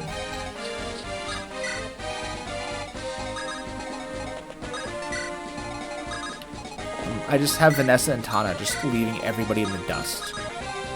Not that they need any support, but like, fuck. Oh, do you have a door key? You sure do, cool.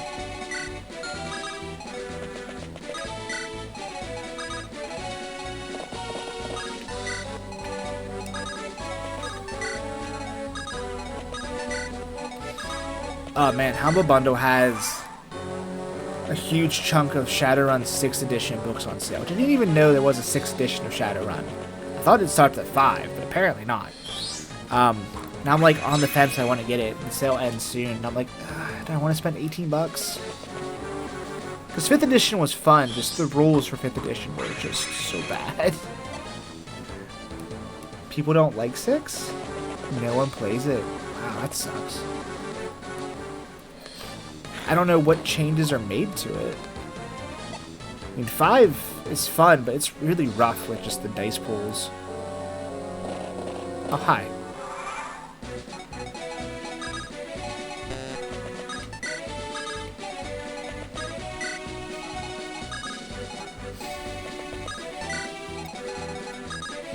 So what's up with 6? Why does no one like it?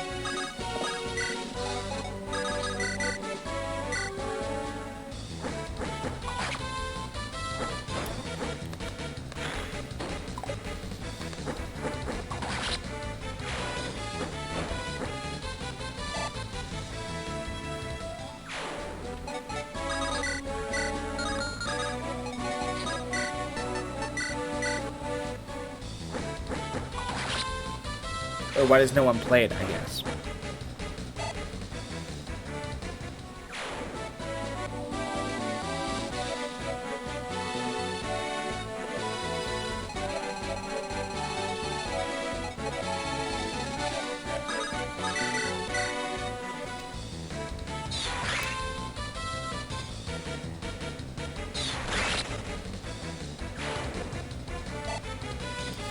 The combat is not balanced at all. I mean, Shadowrun's never balanced for combat. Just kind of the upside and the downside of Shadowrun. Because, like, if you spend all of your BP, your build points... Okay, if you don't know anything about Shadowrun, you have when you create a character, you have a limit of, I think it's 300 build points. It's what my group used. And these build points decide everything. Like, if you don't want to be a human, you have to actually buy a different race. Like, an orc was like 60, elf was like 50 or something like that. But they came with extra stats, feats, things to replace the build points that you're spending for. But then, if you wanted certain other stats, you had to buy into those with the BP. And you also need to exchange BP for money, and then you had to buy your gear, and BP controlled everything for your character creation, which was cool, but at the same time, it kind of sucked. I think base you actually get 250, and I think my God, I forgot what the DM's called in Shadowrun. My Dungeon Master was kind of lenient. I think he gave us extra, which is fine, which is cool.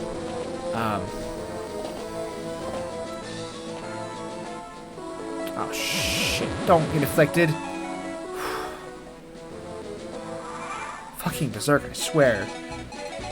Wait, where's Natasha? Oh, she's over there, it'd been fine. Okay, never mind. Hey, no, you need to open the door. You can kill him. But there's so many stats in Shadowrun that if you wanted to be something, you had to basically spend almost all of your BP to be that thing. Like, if you wanted to be the medic, you had to spend points in the medic skill, spend points in surgery, spend points in pharmaceuticals, you had to spend points in, like, just every aspect of medicine to get better medicine rolls. Yeah, sure, you could have taken the just overall subset medicine, but that doesn't give you good hit values. So unlike D&D, where you roll a d20, and you know, you have like a skill check, how many points you put into a skill is how many d6s you roll in Shadowrun.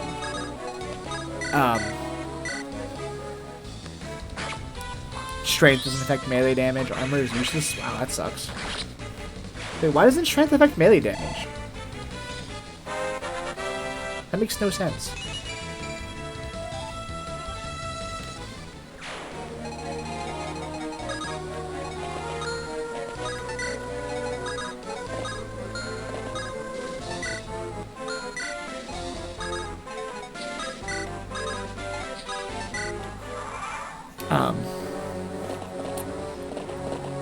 But like, you had to spend like a good like 150 to 200 of your BP specializing in stats if you wanted to be that. Because normally when you roll your d6s, your pool of d6s, your target number is usually a 4. But if you specialize in something, your target number is a 3. So like, it really, really increases your chance of actually getting stuff. And then on top of that, you have to also, you know, meet the set requirements of passes and fails to complete checks. But this left, like, say I wanted to make an elf doctor, I had to spend 50 BP to be an elf. I had to spend like 100 to 150 BP for my medical stats. I had to spend, and the rest of my BP's probably on my actual stat block. And I have to convert some to credits so I can buy my gear. But this leaves me no build points to actually build into a weapon. So I can't put any points in blades. I can't put any points in guns. I can't put any points into, you know, assault vehicles. I am a doctor. That's what I do. Which is kind of how Shadowrun's built, because Shadowrun's built in such a way that if you end up in combat, you're kind of screwed, because you're not, unlike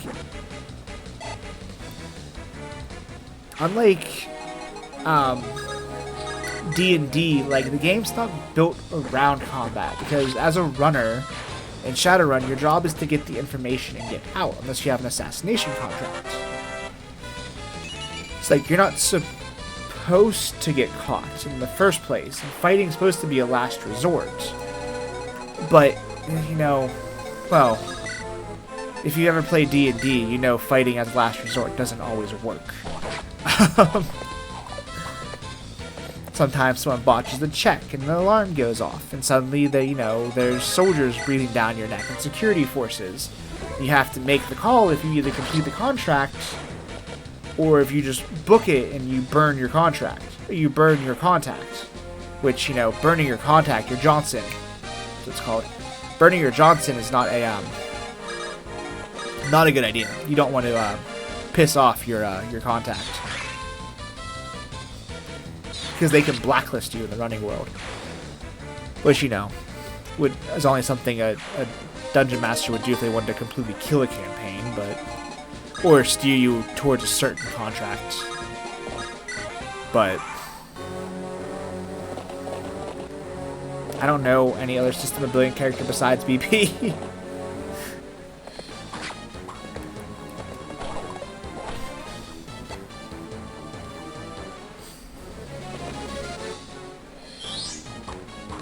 But I wish Shadowrun had like a 5e version of it where things were just simplified. Because it would make things, in my opinion, a lot easier. Like, it'd be a lot easier to get into, it'd be a lot easier to play a game and manage a game. Like, but it's not there, it doesn't exist. Like, what can you do about it, I guess?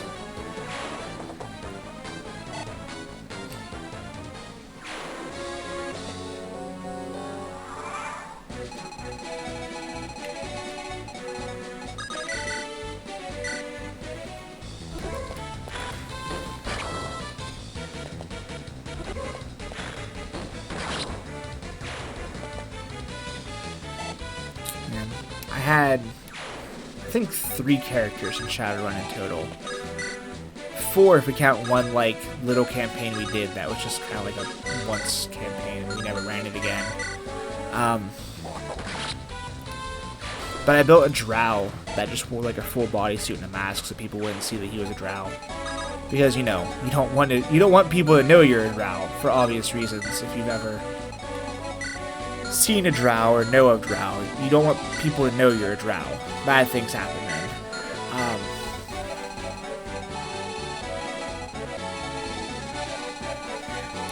But I built him to be a B&E expert, and like the game I played with him, like there was no breaking and entering, no thieving, no stealing of things.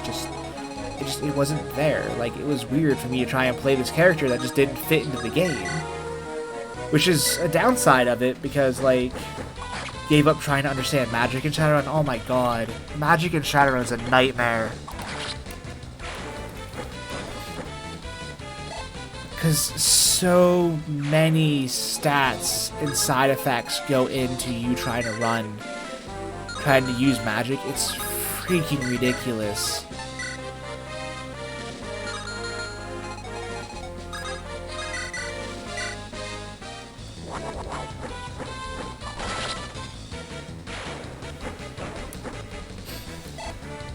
But my first character, he was a B&E expert. You know, his job was to get in, get the information, get out. And, like, just, he never got to do that.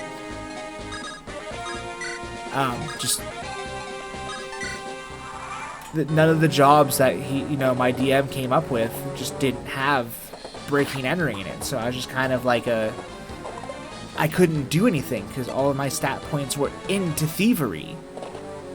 So, like, I just kind of sat there. It's like, yeah, I'm helping. Hi, it's me. the beanie expert on its assault mission, like...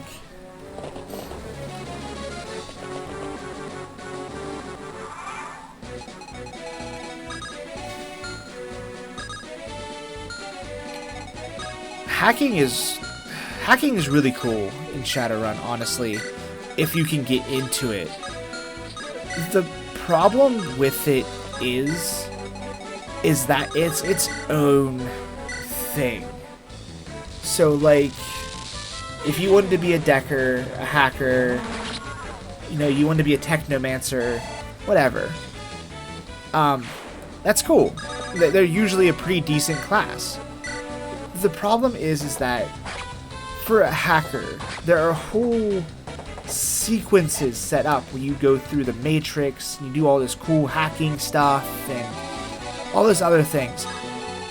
The problem comes into play when the rest of your party's not doing any of that. The rest of your party can't hack. So while you're doing all these Matrix rolls and you're doing your whole Matrix session, trying to hack the terminal and everything, your party's just kind of sitting there watching you just throw piles and piles and piles of dice.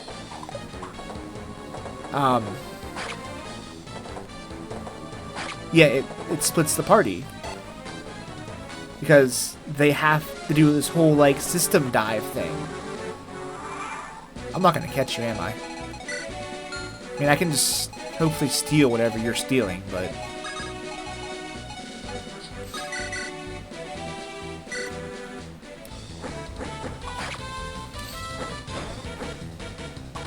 like, that's the biggest issue with it. It's a really cool, well thought out system that, like, there's ways to, like, deal with hackers. There's a system called Black Ice, which is, like, necrotic damage purely done to a hacker's brain. This dude has a lot of life. Like, if a hacker encounters Black Ice, like, they're toast. Sorry, that character's over. Roll a new one.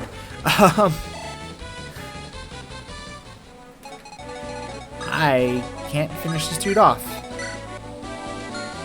Well, shiitake mushrooms.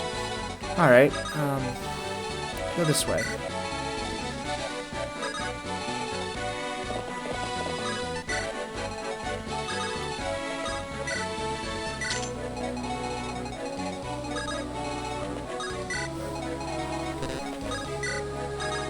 I don't know what way this dude's gonna try and run, so I have to try and make sure this dude doesn't kill himself. I'm trying to steal back whatever he steals.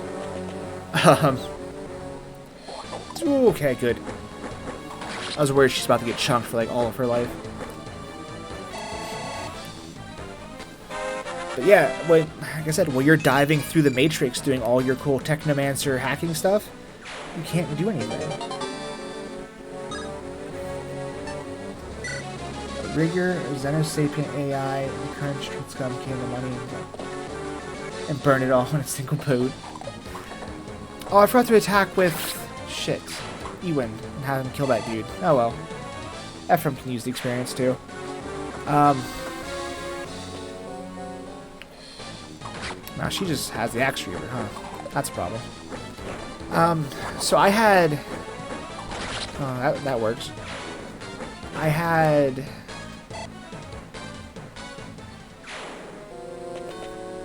Zarin, who was my beanie expert, who never had to do breaking and entering.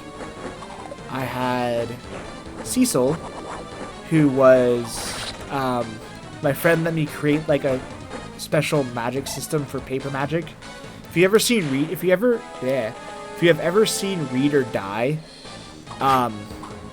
like what Yamako Reedman does, where she controls the magic, she controls the paper. I was kind of built someone like that, and that was kind of cool. But he had me build it in such like this weird convoluted way that it just kind of wasn't fun.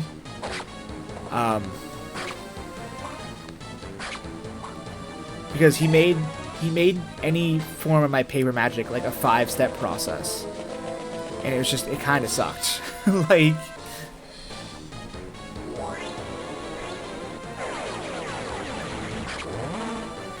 yo, Renat, can you not get hit by a 24% chance to hit you?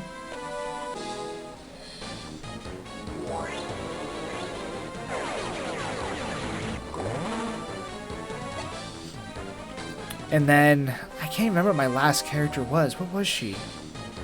I had another character, but I don't remember what she did.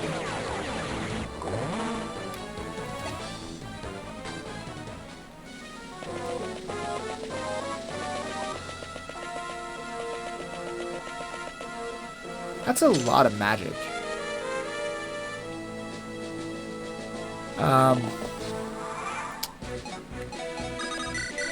This is a lot of problems. Wow, a 1% crit chance. You just hit that. Alright. Cool. Maybe I'll go do a pool. Maybe I'll go do a pool in my gacha game real quick. See how that works out for me.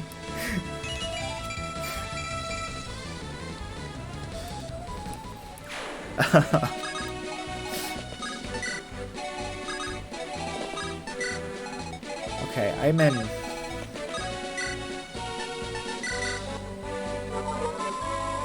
I'm in trouble. This dude's still a tomahawk. I don't need it. It's fine. If I kill him, I can just take it.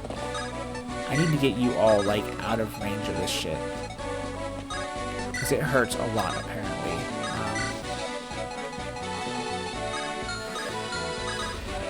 Keep my healers. Why did I send 3 healers? Did I really? I did. How did I send all 3 of my healers the same direction? Okay, Cecil.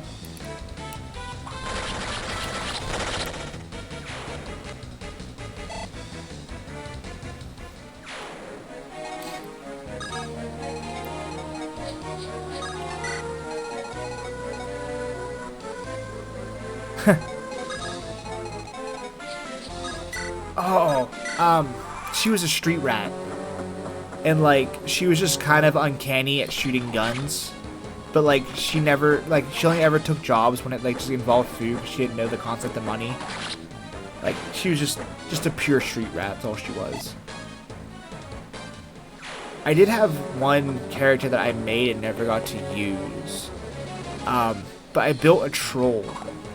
And he had 0.1% of his essence left. I poured all of my BP into cybernetic enhancements. I just, all of my stat blocks were built off of cybernet enhancements. Just any form of, you know, body mods he could get. I spent all of it on BP, just bought a shit ton of, you know, chassis, arms, legs, anything I could enhance to make him stronger. Like, that's all I did. Again, if you haven't played Shadowrun, every character has this thing called essence. It's different for each race. I'm pretty sure humans have 6 to start with. Oh, fuck.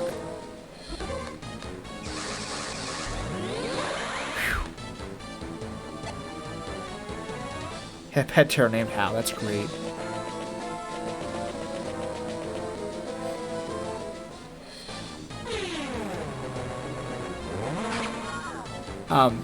Okay, can you people stop dying?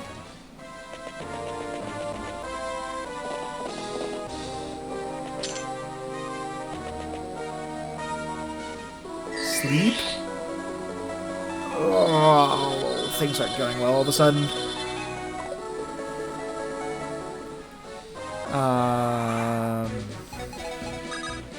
Things are really not going well all of a sudden.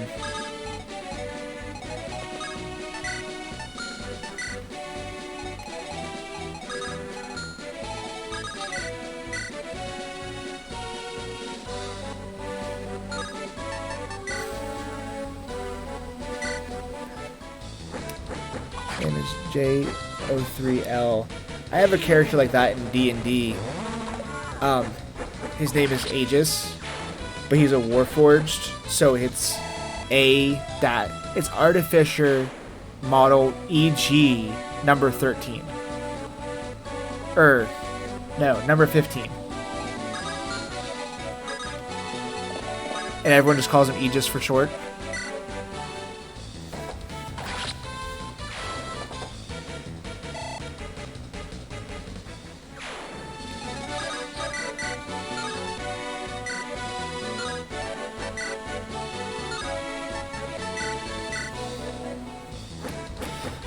Oh, I got sidetracked. Every character, every... What the hell was that? Is that you, Milo? What was that sound? I didn't even see my cat.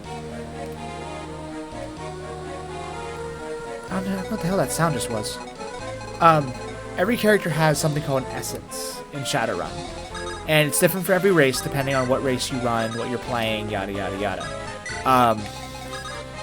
But that essence is your humanity. And your magic stat is actually tied to your essence. So if you use up all of your essence, you are technically no longer human. And you are dead. Which I might be this turn, because Ephraim might get hit by that 60% chance. Why did I send all my healers in one direction? I don't know why I thought that was a decent idea, but apparently I did.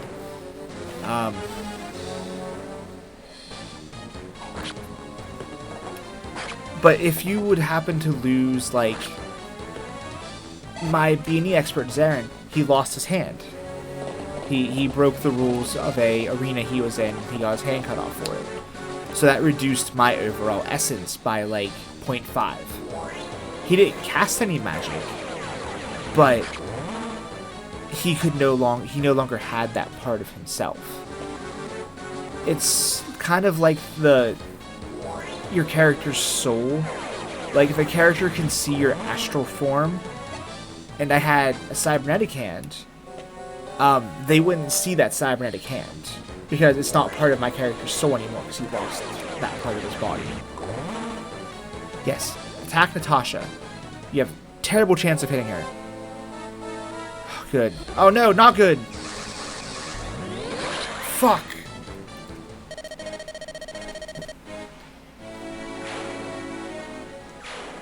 I was happy because he attacked freaking... Didn't attack, Ephraim.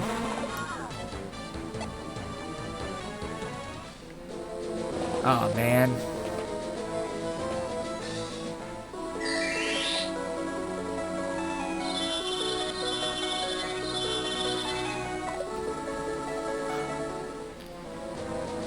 Oh, now the question is, do I restart?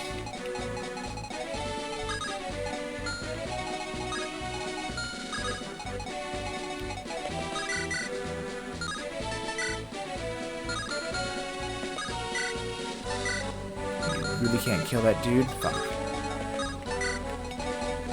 Oh. Deucel's like a big part of my team, too. I can't really afford to lose a wall. Yeah, alright. I actually sent a healer this way that time. That'll be a good idea, Cecil.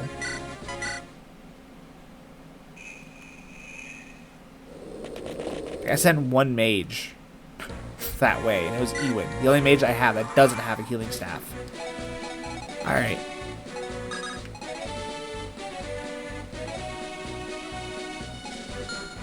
So I'll send my bishop this way this time.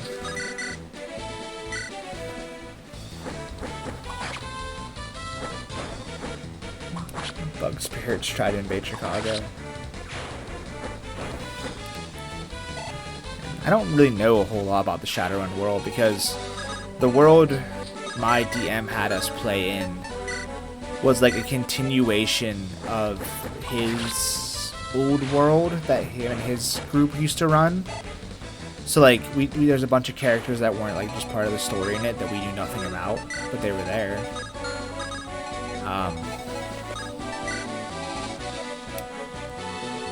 My lazy game of the game fell through. That sucks. I'll send Renok this way this time. I'll send Arter this way.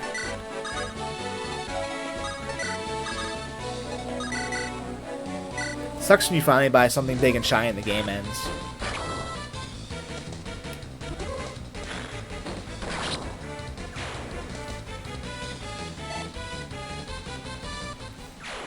I know my current D&D group can't get together to save our lives. Like, it hasn't happened in like 3 weeks.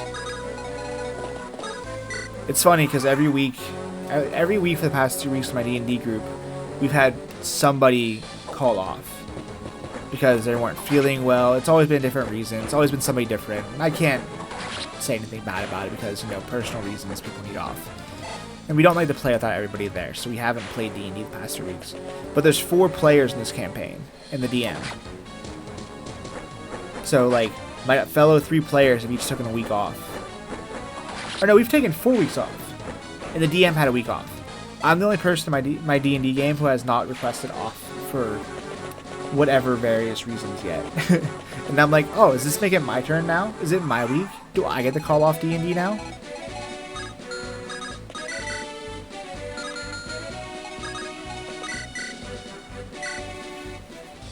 I don't want to. Unless I'm, like, actually not feeling it or something comes up. But, like... just over a month, one of mine. Yeah, campaigns, like I said, they're hard. Scheduling is the true enemy.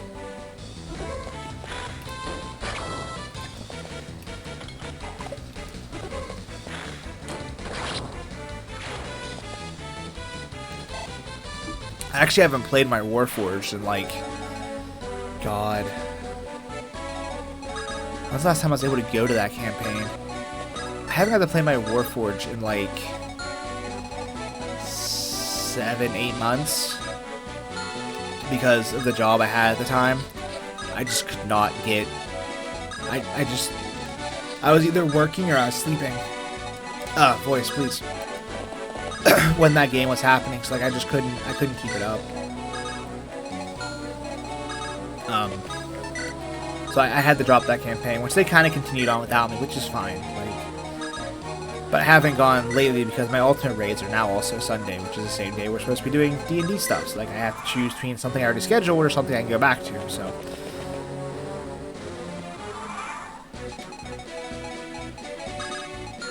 Ultimate raids it is.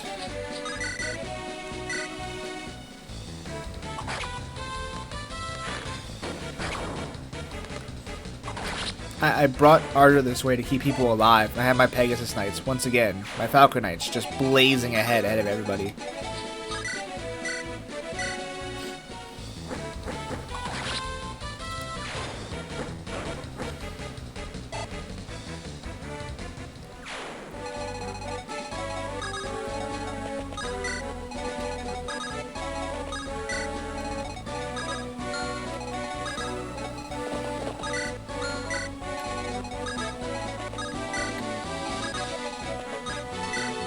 It's okay. It'll all work out in the end, I'm sure.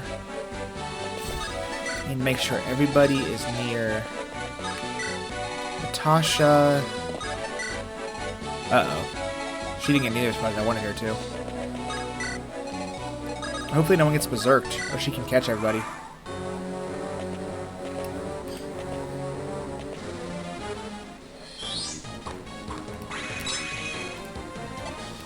Ha! Puny magic. This is why Falco Knights are great, because they have such high resistances. Magic is like nothing for them.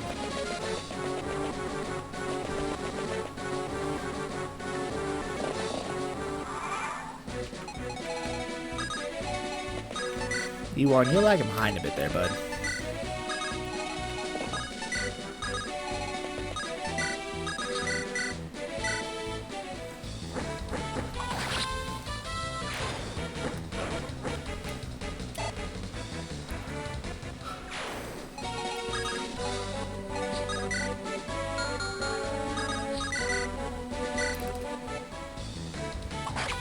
Love to be back to my D&D game, though. That'd be great. But as much as I miss Shadowrun, I don't miss playing Shadowrun. Like, the world's great, the world building is awesome. Like, actually playing in the game is just such a nightmare.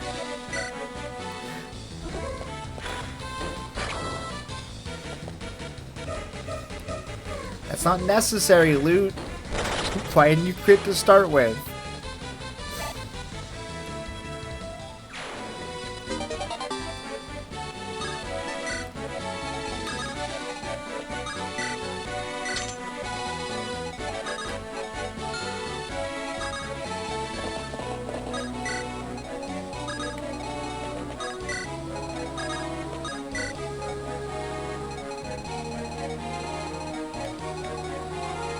It hasn't moved. Oh.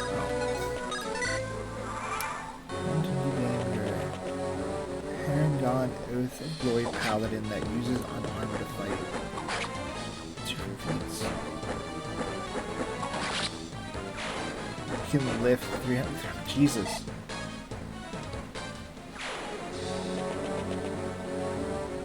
Buff man.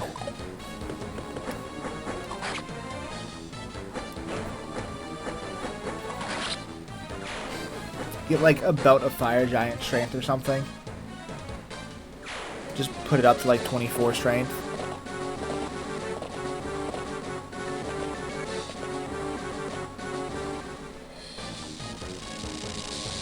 That's 1,200 pounds. That's ridiculous. What even weighs that much besides a dragon? Like.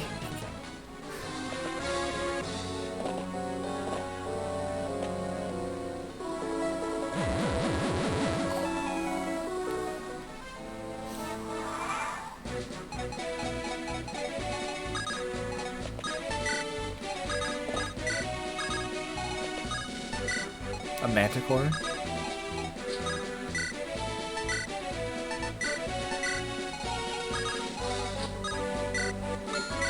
I guess. I don't know. I don't know how much a manticore weighs on top of my head. Let's move you. Get rid of him. Shit's done. Jeez.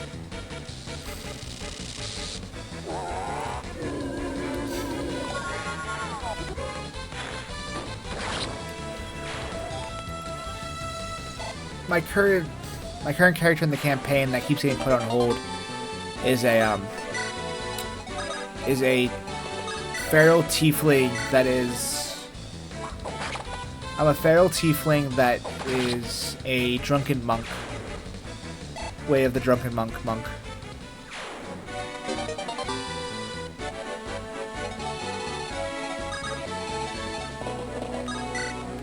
Which is alright, I guess. Drunken Monk's not as fun as I thought it was going to be, but.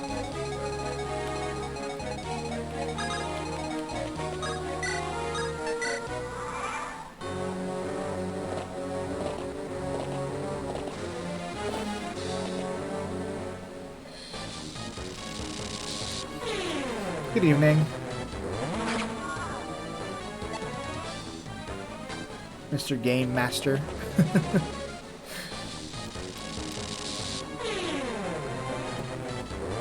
Or Mrs., I guess. Or either. I don't know.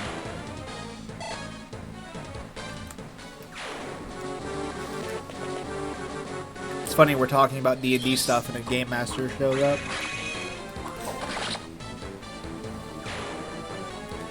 Yeah, my current tiefling just loves to run around and just get drunk and start bar fights and get in trouble. But I guess it's fine and all. Why'd you not kill that, Garcia? Your hand axe didn't break.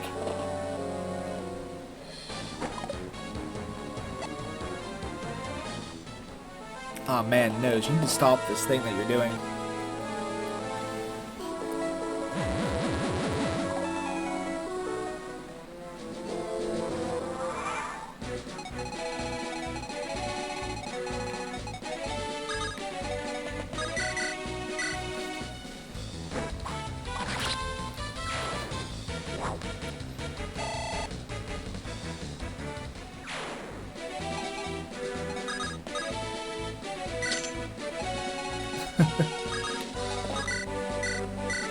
That's good.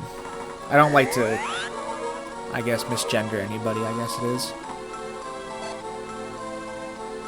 Paladin has terrible charisma. Shouldn't a paladin's charisma be rather high? I've only ever rocked one paladin, so maybe not.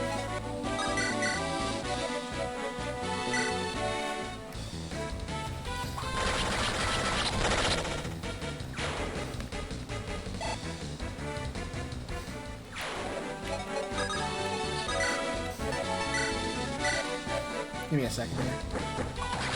Mouse, where'd you go?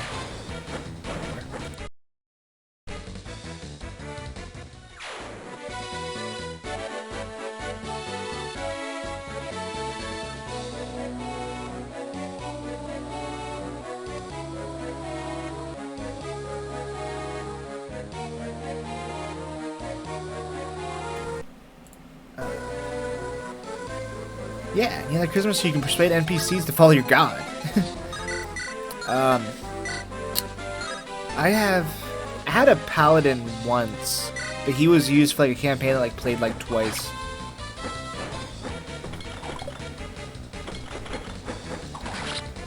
But I had a little dwarf paladin that had God, Oath of Vengeance. So he knew haste and Misty Step. That was kind of fun. He was just super fast.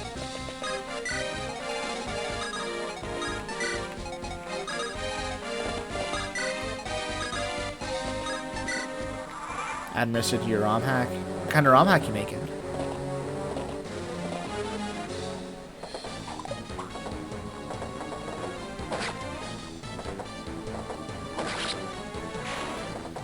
Oh man, I had a game with my friend, and he played a paladin, and our DM allowed people to smite with melee, with just punching people. But like, fine, Steve. Oh, haha. He knew that too. He was a dwarf. He needed it. Oh, excuse me. I'm sorry.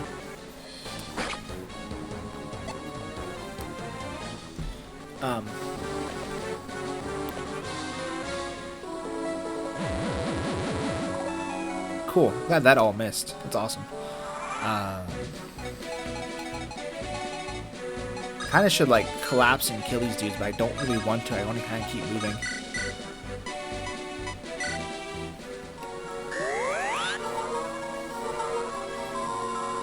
Normally I don't use Marissa. I always end up using Garrick instead, just for some reason.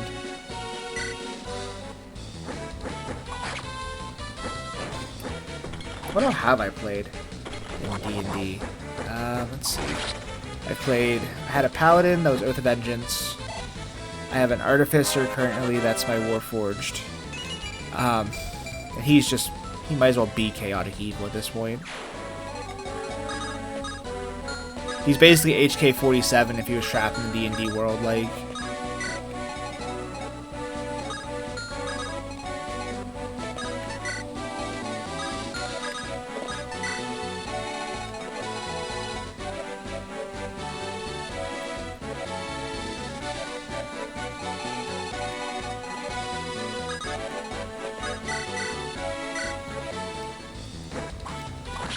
So 2 Paladin, 11 Bard, that was a charlatan pretending to be a Paladin. It's kind of awesome.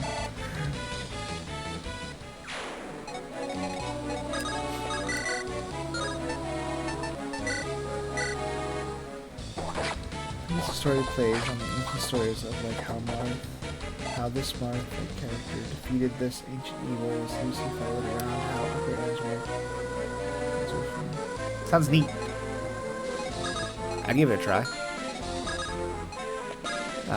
See if I can not get you killed over there.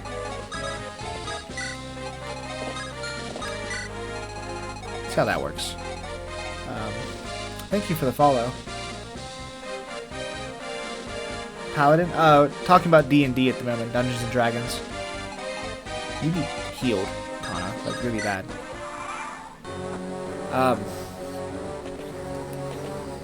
Thank you for the follow as well.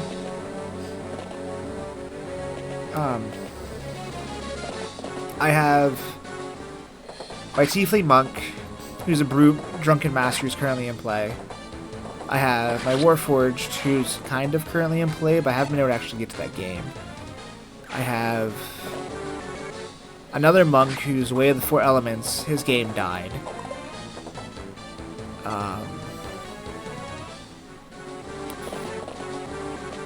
Who else is there? I had a bard at some point that I didn't really play right, and she just kind of ended up wrong. I have a priest, priests. Priests have become like my favorite D&D class. I have a war priest, and he's just awesome.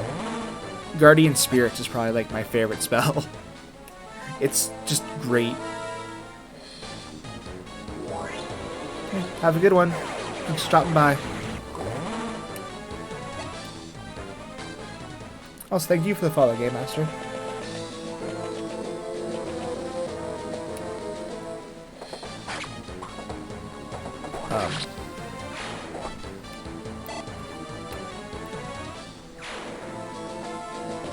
Lost track of what I was saying.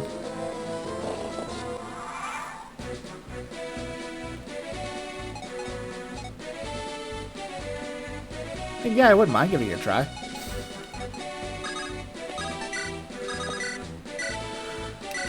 Why did I attack with the axe? Whatever. Oh, I have a war priest. That's what I was talking about.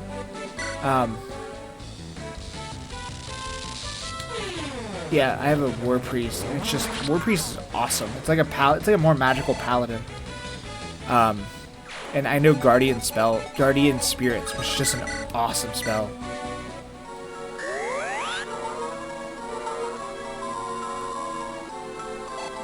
I never played a druid.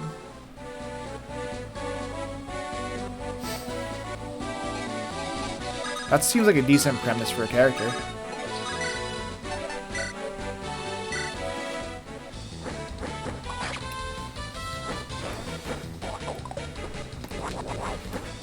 You didn't need to crit, you would have killed him anyways.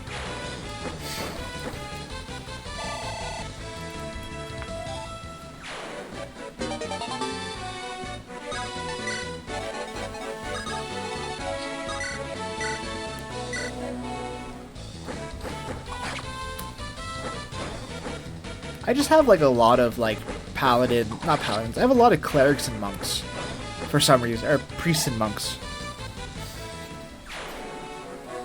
It's heavy. 90% of crits are needed. I know, but still, like, can you not? You can't kill him. No. All right. Unless you crit him. No. All right.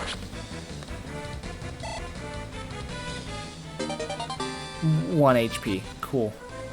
Awesome. Thanks for that. You're not gonna get to this treasure first. Oh wait, you will get to that treasure first. Nice. Oh, he has a sword. No, well, hit him with the axe anyways.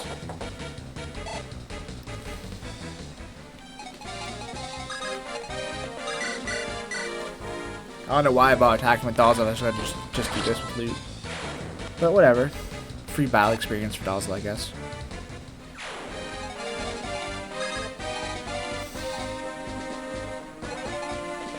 I probably shouldn't just like throw you into the wolves.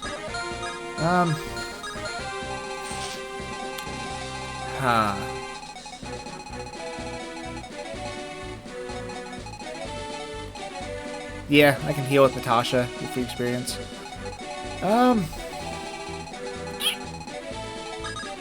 What do? I should just go down this way. Just put everyone in one group.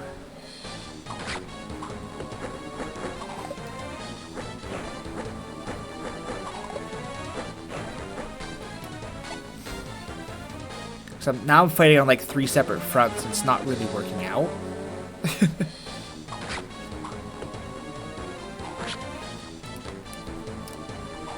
Come on, kill them. Stop reducing them to no HP.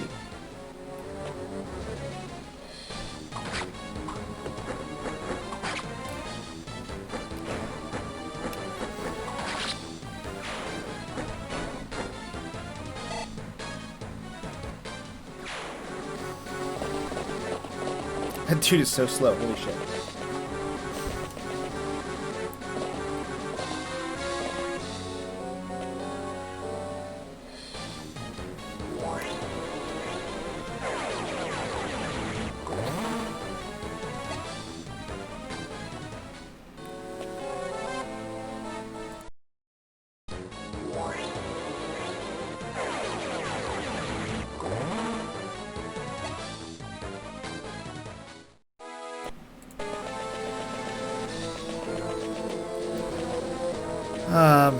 Alright.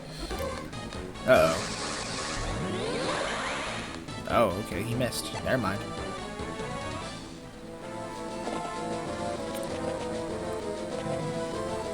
Man. Don't fall asleep, Dusel. Don't do it! Stay awake! Okay, cool.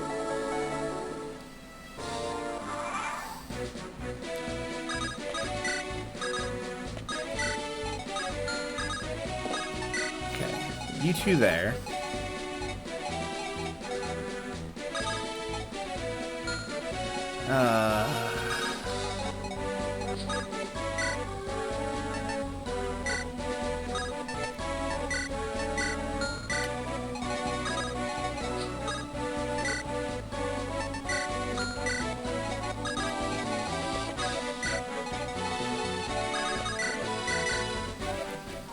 So then, like, fortify my position here a little bit because you guys are about to, like, just get overrun from both sides. How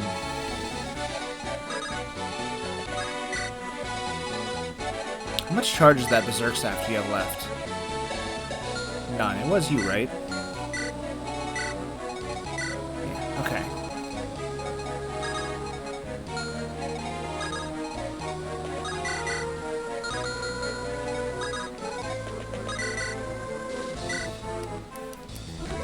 I'm surprised you can't just kill this dude in one hit, Loot. And maybe I should have tried Elfire instead, but...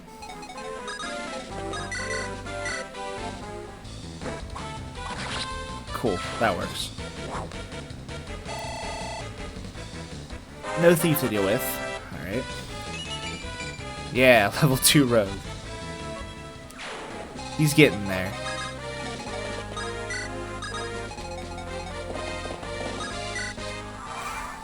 Alright, let's see if we can weather the storm.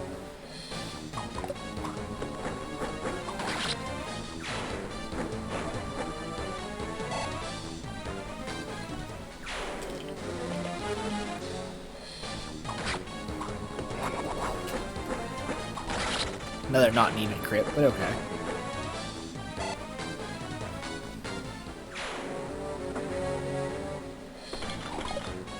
It'd be great if you didn't kill him.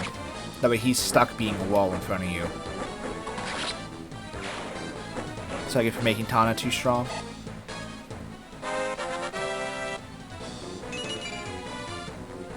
And she gets stronger, not much else, but alright. Oh, that's not good.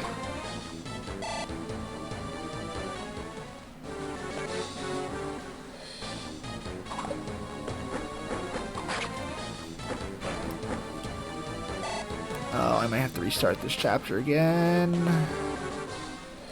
Which I really don't have time to do, unfortunately, tonight, because it's after 1. I probably should just went to bed, but it's whatever.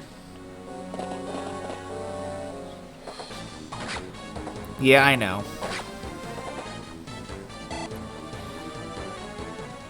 I know. All too well. Why are those...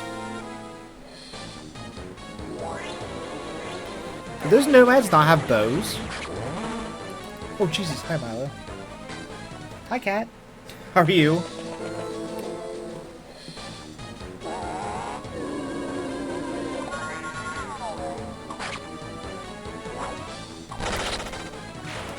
Where'd you go? Yes, hi, Milo. We'll just sit over there and yell at me, kitty cat, whatever.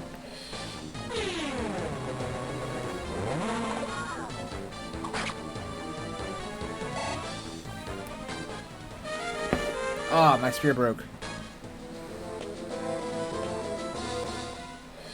Oh, fuck. No!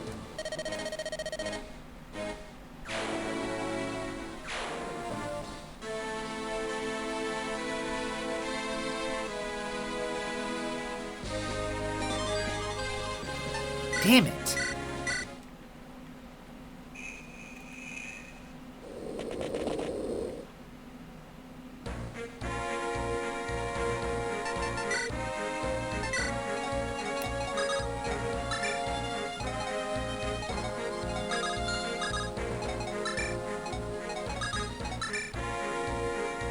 Wait.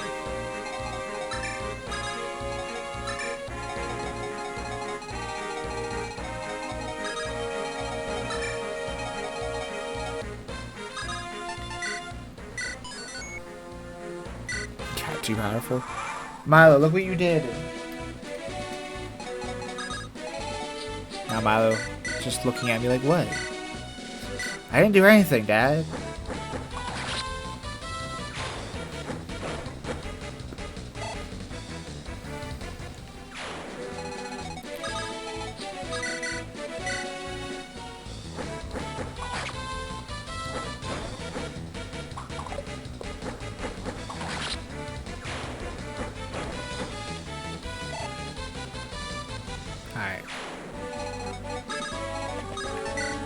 We're gonna try and like run through this as fast as we can.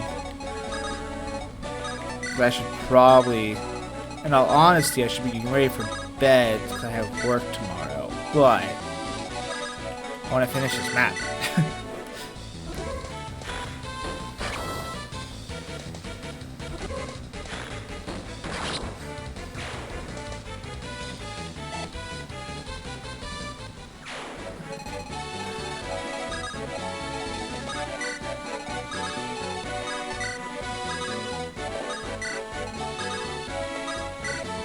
Oh, excuse me.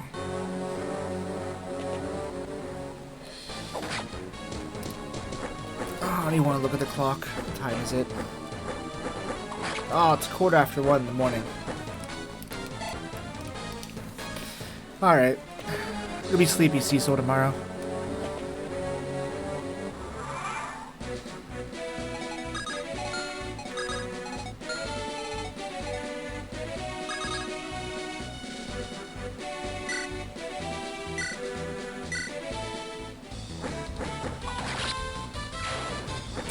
Yeah, I might.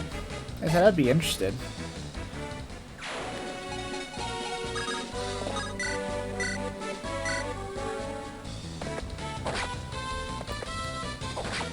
Now Milo's back in the window.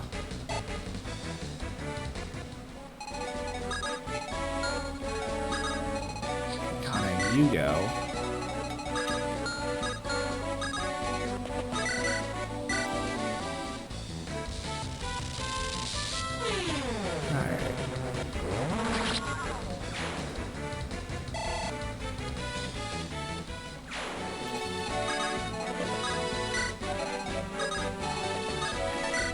Ah, my head is dying.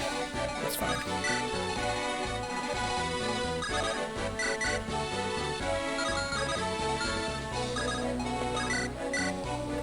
Crush this dude. I plug my headset in.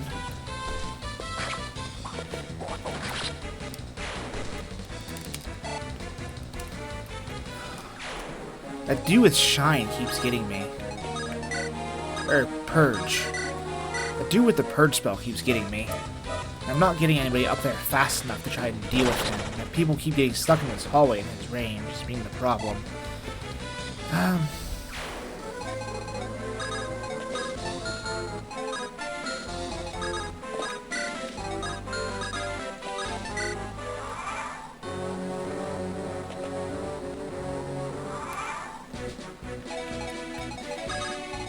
Everyone seems like they're kind of far behind where they normally are.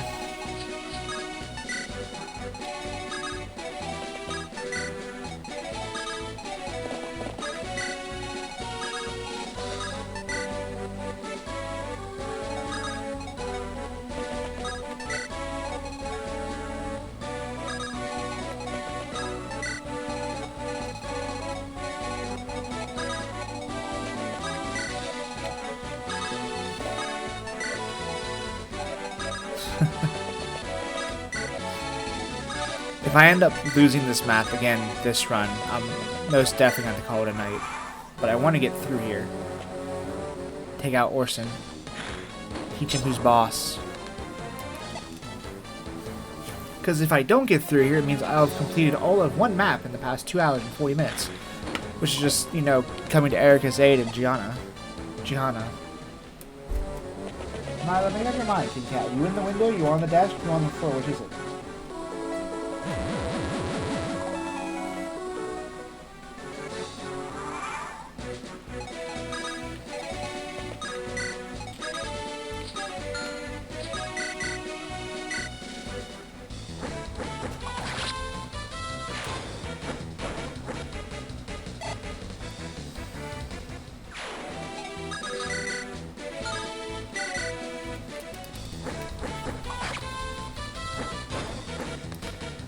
If I lost anyone, I've lost a few people that I sacrificed for the greater good of the run. I've lost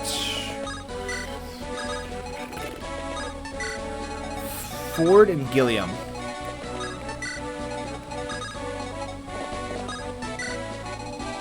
But it was at the point in like 2 maps where like it was just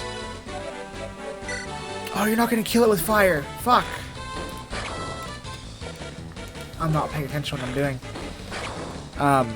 It was at the point in both those maps where, like, it was either take the boss out and just deal with them being lost, or restart the whole map again. And I was like, I can't.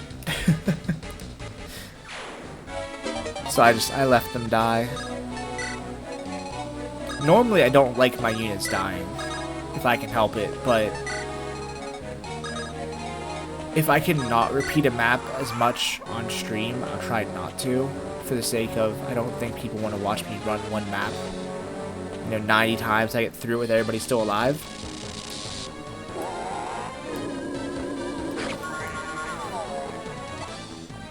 I mean, maybe people do. I don't know.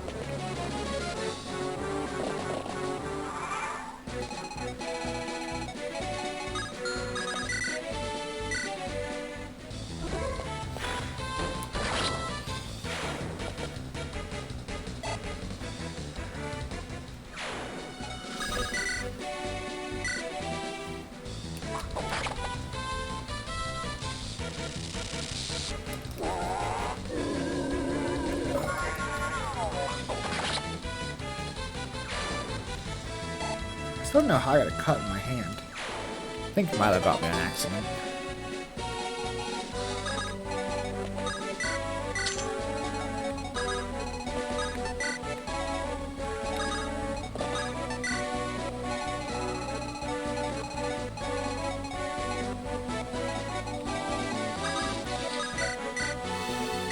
There are less units, but everyone fulfilled a stronger role in battle.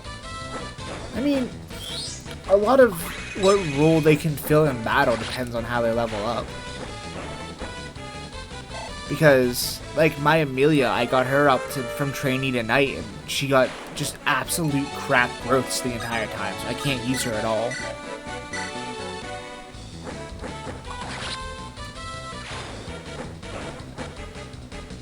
Whereas Vanessa and Tana have gotten amazing growths, and they're able just to, fly forward and just take on the whole enemy line.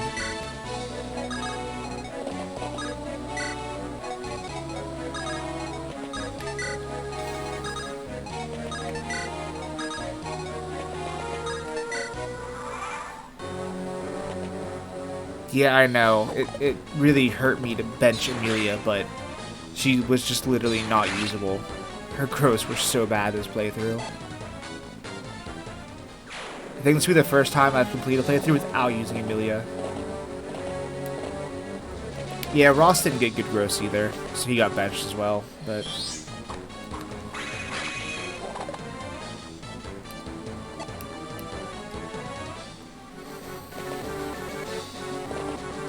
The RNG growth was not my favorite for some runs. Some runs it was, some runs it wasn't.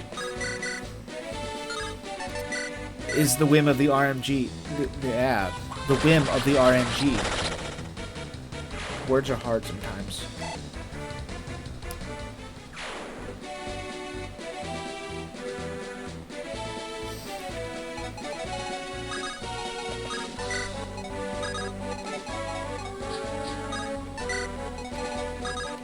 Yeah, but I know Ross, Ewan, like, Ewan's a level... He has 18 magic as a level 17 shaman. Like, he almost has as much magic as Arter, who's a level 8 bishop. Like, they can be absolutely broken if their growths are good, because they have those extra 10 levels.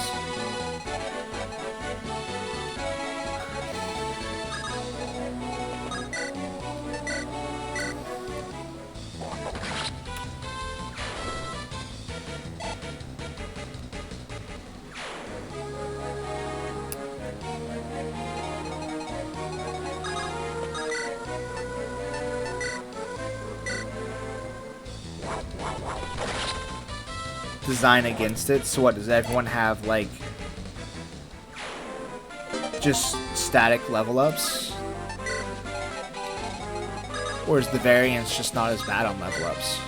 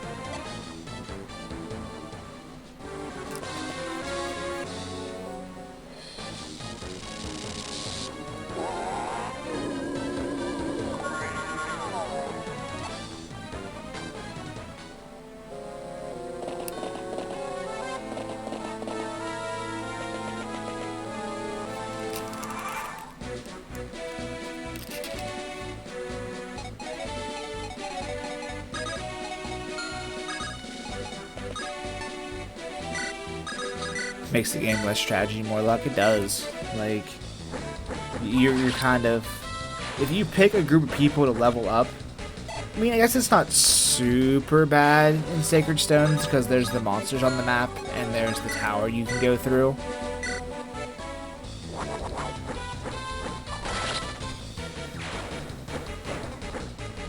RNG more uniform. Yeah, that's what I was wondering about.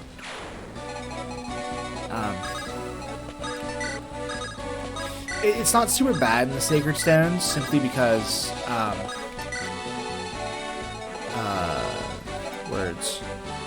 because there's the monsters on the map, there is the tower you can run through if you need additional experience.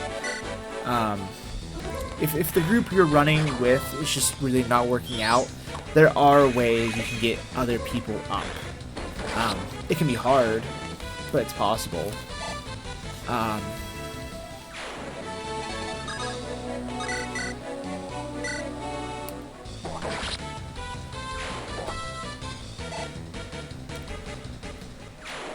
But yeah, like, just having RNG assign a lot of things does really kind of suck, but sometimes you're stuck with it. The whims of RNG, the whims of the RNG.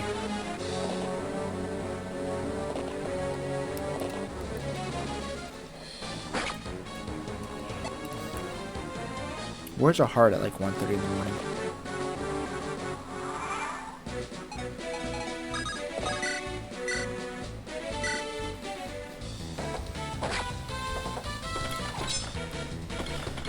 I'm trying to push like really hard though so I can get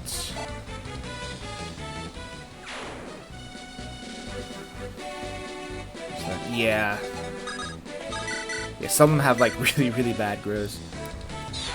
I don't think Elwood, I know this is back in the Blazing Blade, but I don't think Elwood even has something that's high. I think Elwood's highest growth stat's like a 40% or something. It's really bad.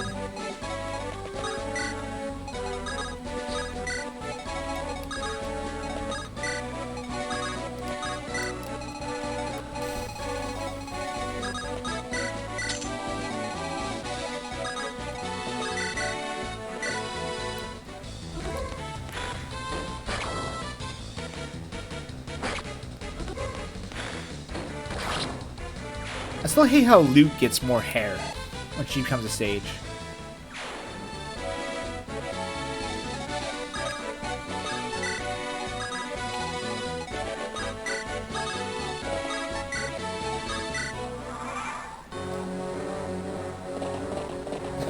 Dude's so slow.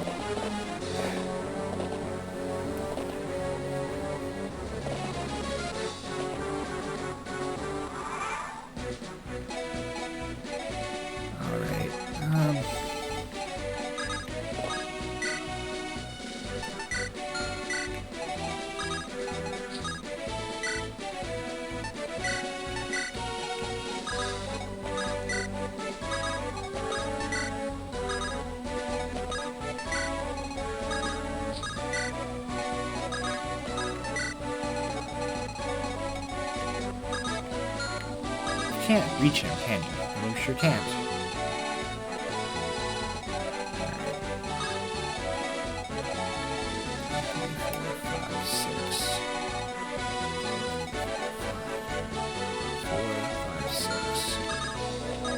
I don't want this dude to steal any of my stuff, but at the same time I want to be able to crush him when I need to.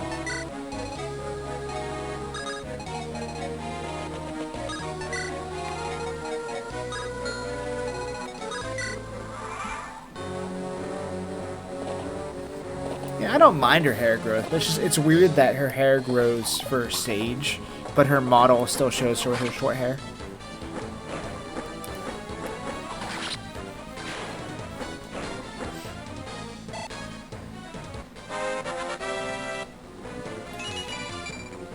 Speed, luck. Milo. What's up, Milo? Oh, hey, buddy.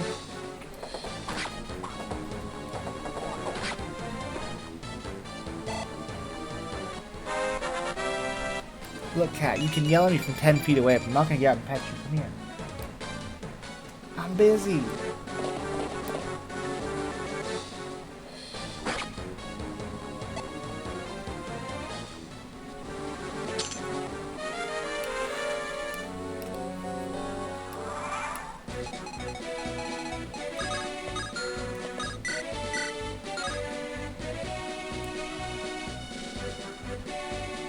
They could have, but they didn't.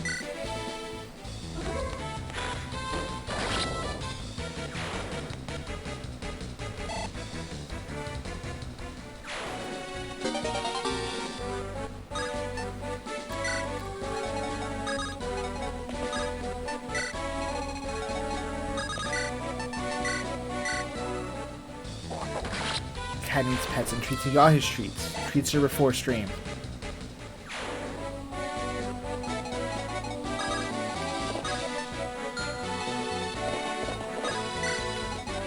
He gets no more, no less than what he is given.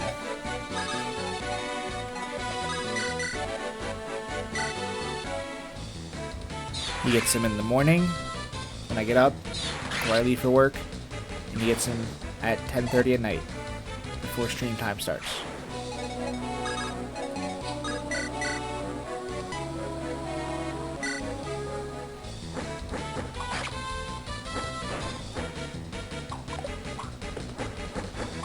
No pets, just feed a slave.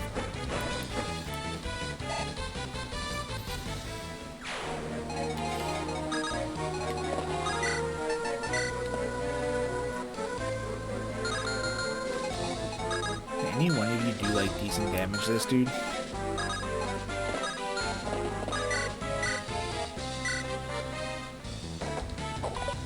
Don't get hit, do so.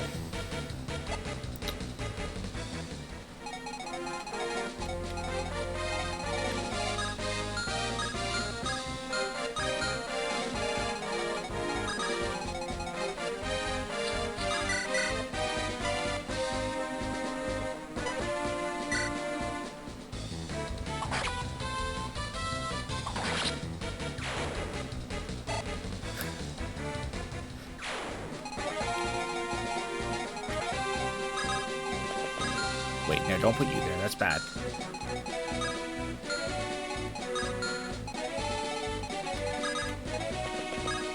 Put you there. You here. You here. Alright. Duso might very well die. We're about to find out. Not if this dude doesn't attack him. Alright, never mind. I don't know why he attacked Vanessa, but my spear.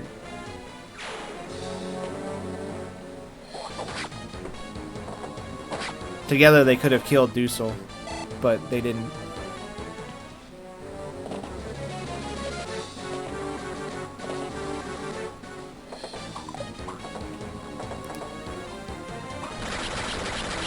That works. Good job, Marissa.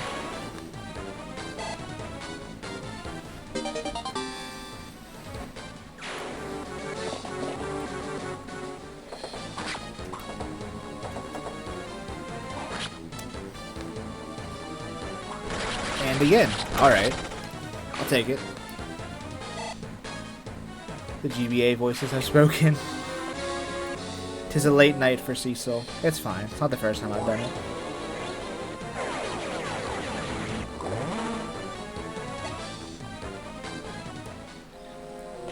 And it most certainly won't be the last.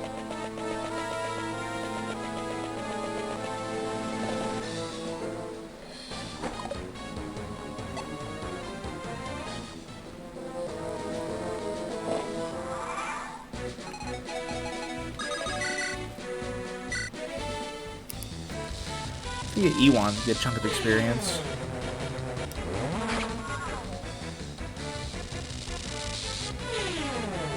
If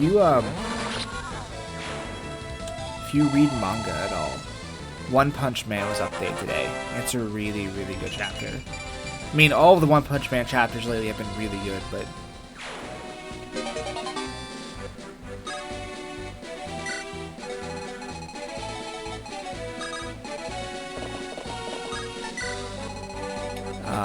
One Punch Man, Blue Exorcist, and Seraph at the End all updated today. And they each were pretty good chapters in their own right.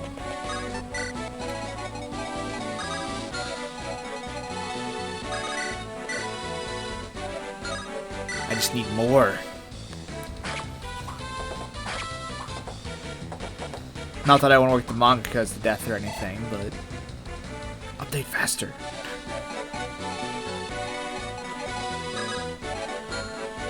Oh god, Deuce is almost dead, that's right. Heal please.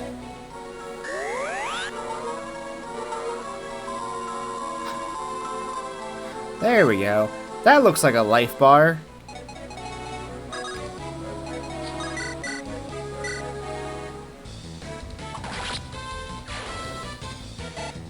Alright.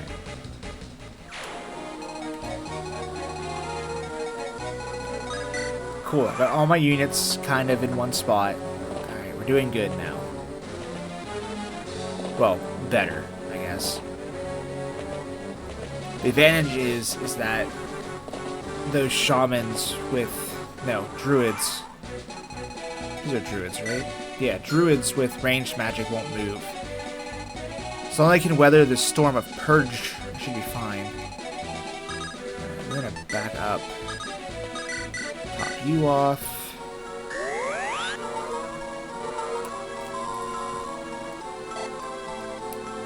Tosh has a restore staff, so if anyone falls asleep, they'll be good. Pop off Dusel. Oh, hi Milo.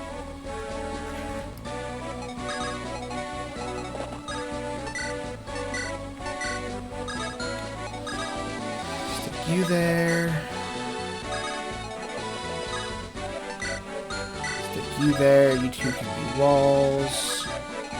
Just kind of start gathering everybody in one spot.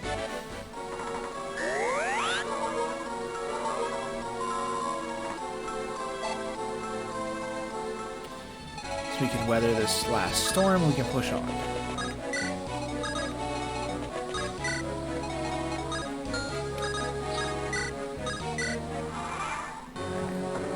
Bring it on. You can bash yourselves against my walls. And as I hope they live.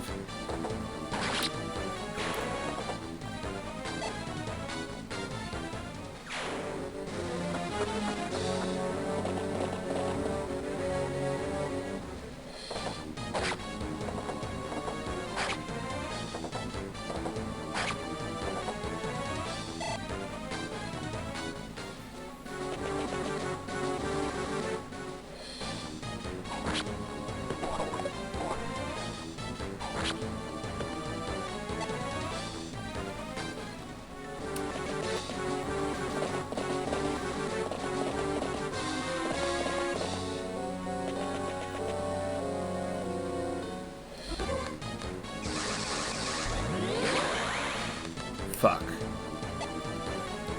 Oh, is Dazla gonna die? Sure is.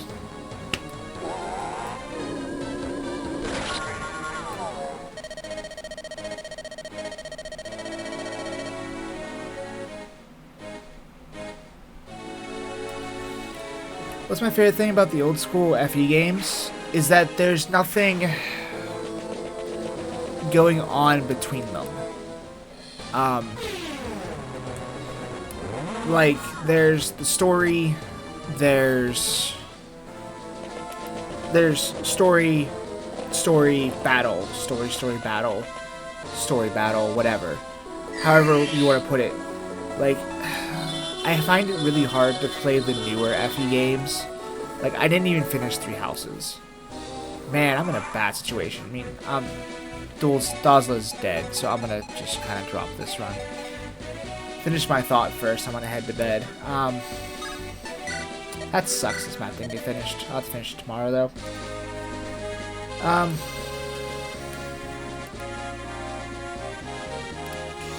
I don't like how they keep trying to add things into Fire Emblem.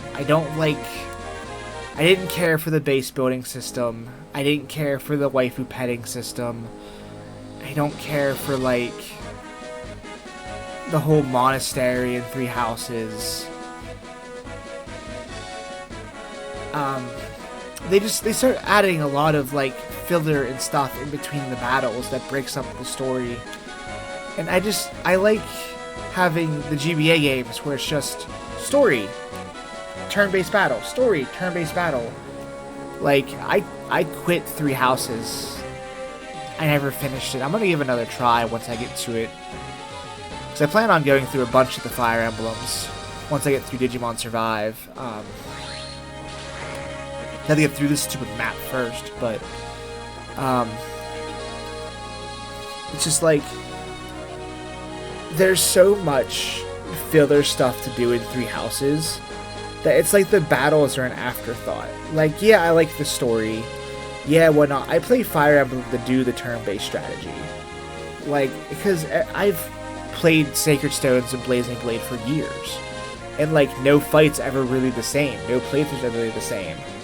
I mean, I know a lot of people like Three Houses. I didn't like all the spare stuff to do in it. It drove me out of it.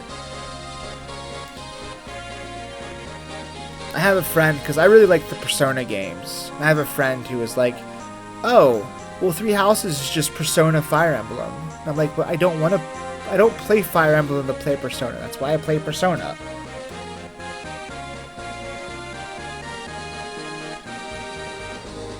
Fire Emblem had a nice full story and fights. Yeah, I mean, I enjoyed the combat when I got to do it, but like, I think I put like 5-6 hours into Three Houses, and I did like 4 fights. There's just so much running around the monastery. I liked the classroom. The classroom was good. But like, I don't like to just not do stuff that's in the game. Like, I at least want to give it a shot, because the guys who made the game, they put all their hard work and their time in developing all these systems. And you know, they're meant to be tried and played, so I wanted to give them a shot, and I didn't like it. There was too much to do in the monastery. I probably will when I get to it in the list, because you're gonna lose sound here real quick. Hang on. Well, you'll hear me, but you won't hear the game. Where's my list at? I plan on doing this, finishing up this, playing Digimon Survive, and then Radiant Dawn, Path to Radiance, The Awakening, The Fates, and then I'm going to give Three Houses another try on stream. That's how I'm planning on trying to do this. I won't get to them for a while, obviously, because it's a lot of streaming to do, and other things in between, but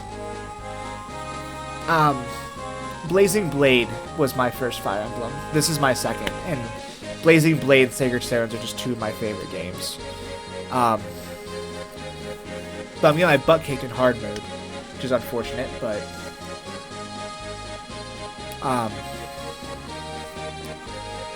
or was I? Yeah, I'm gonna give it a try. My friend said there's like a monastery skip glitch thing you can do, so I might give that a try if the monastery ends up too much for me. I don't like all the fluff they keep trying to add to Fire Emblem games. I want to do my turn-based strategy fights. Like, I don't want to do all the base building and stuff for a system I'm never going to use.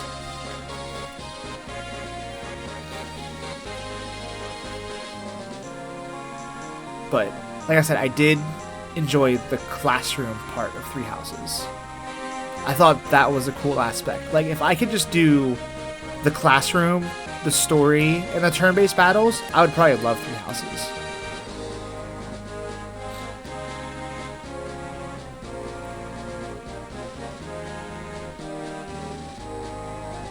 But anyways, it's super late for me. It's going on like... No, it's a quarter till 2 at the moment. It's 80% visual novel. Yeah, I mean, I'm excited for Survive, so I'm going to give it a try. I know it's a lot of visual novel. I know that going into it, so like... Yeah, I want to do the Sealed or Binding Blade or whatever. I forgot to add that to my list. Maybe it's on my list, but further down. I do want to do that with the English patch, because I haven't played FE6 at all. But yeah, it's super late for me. I gotta head to bed, because I have to get up for work in like 5 hours at this point, because that map kept killing me. So, I'll be out. I should be around tomorrow night with more of this, but we'll see. So thank you guys for watching. You guys have a good night.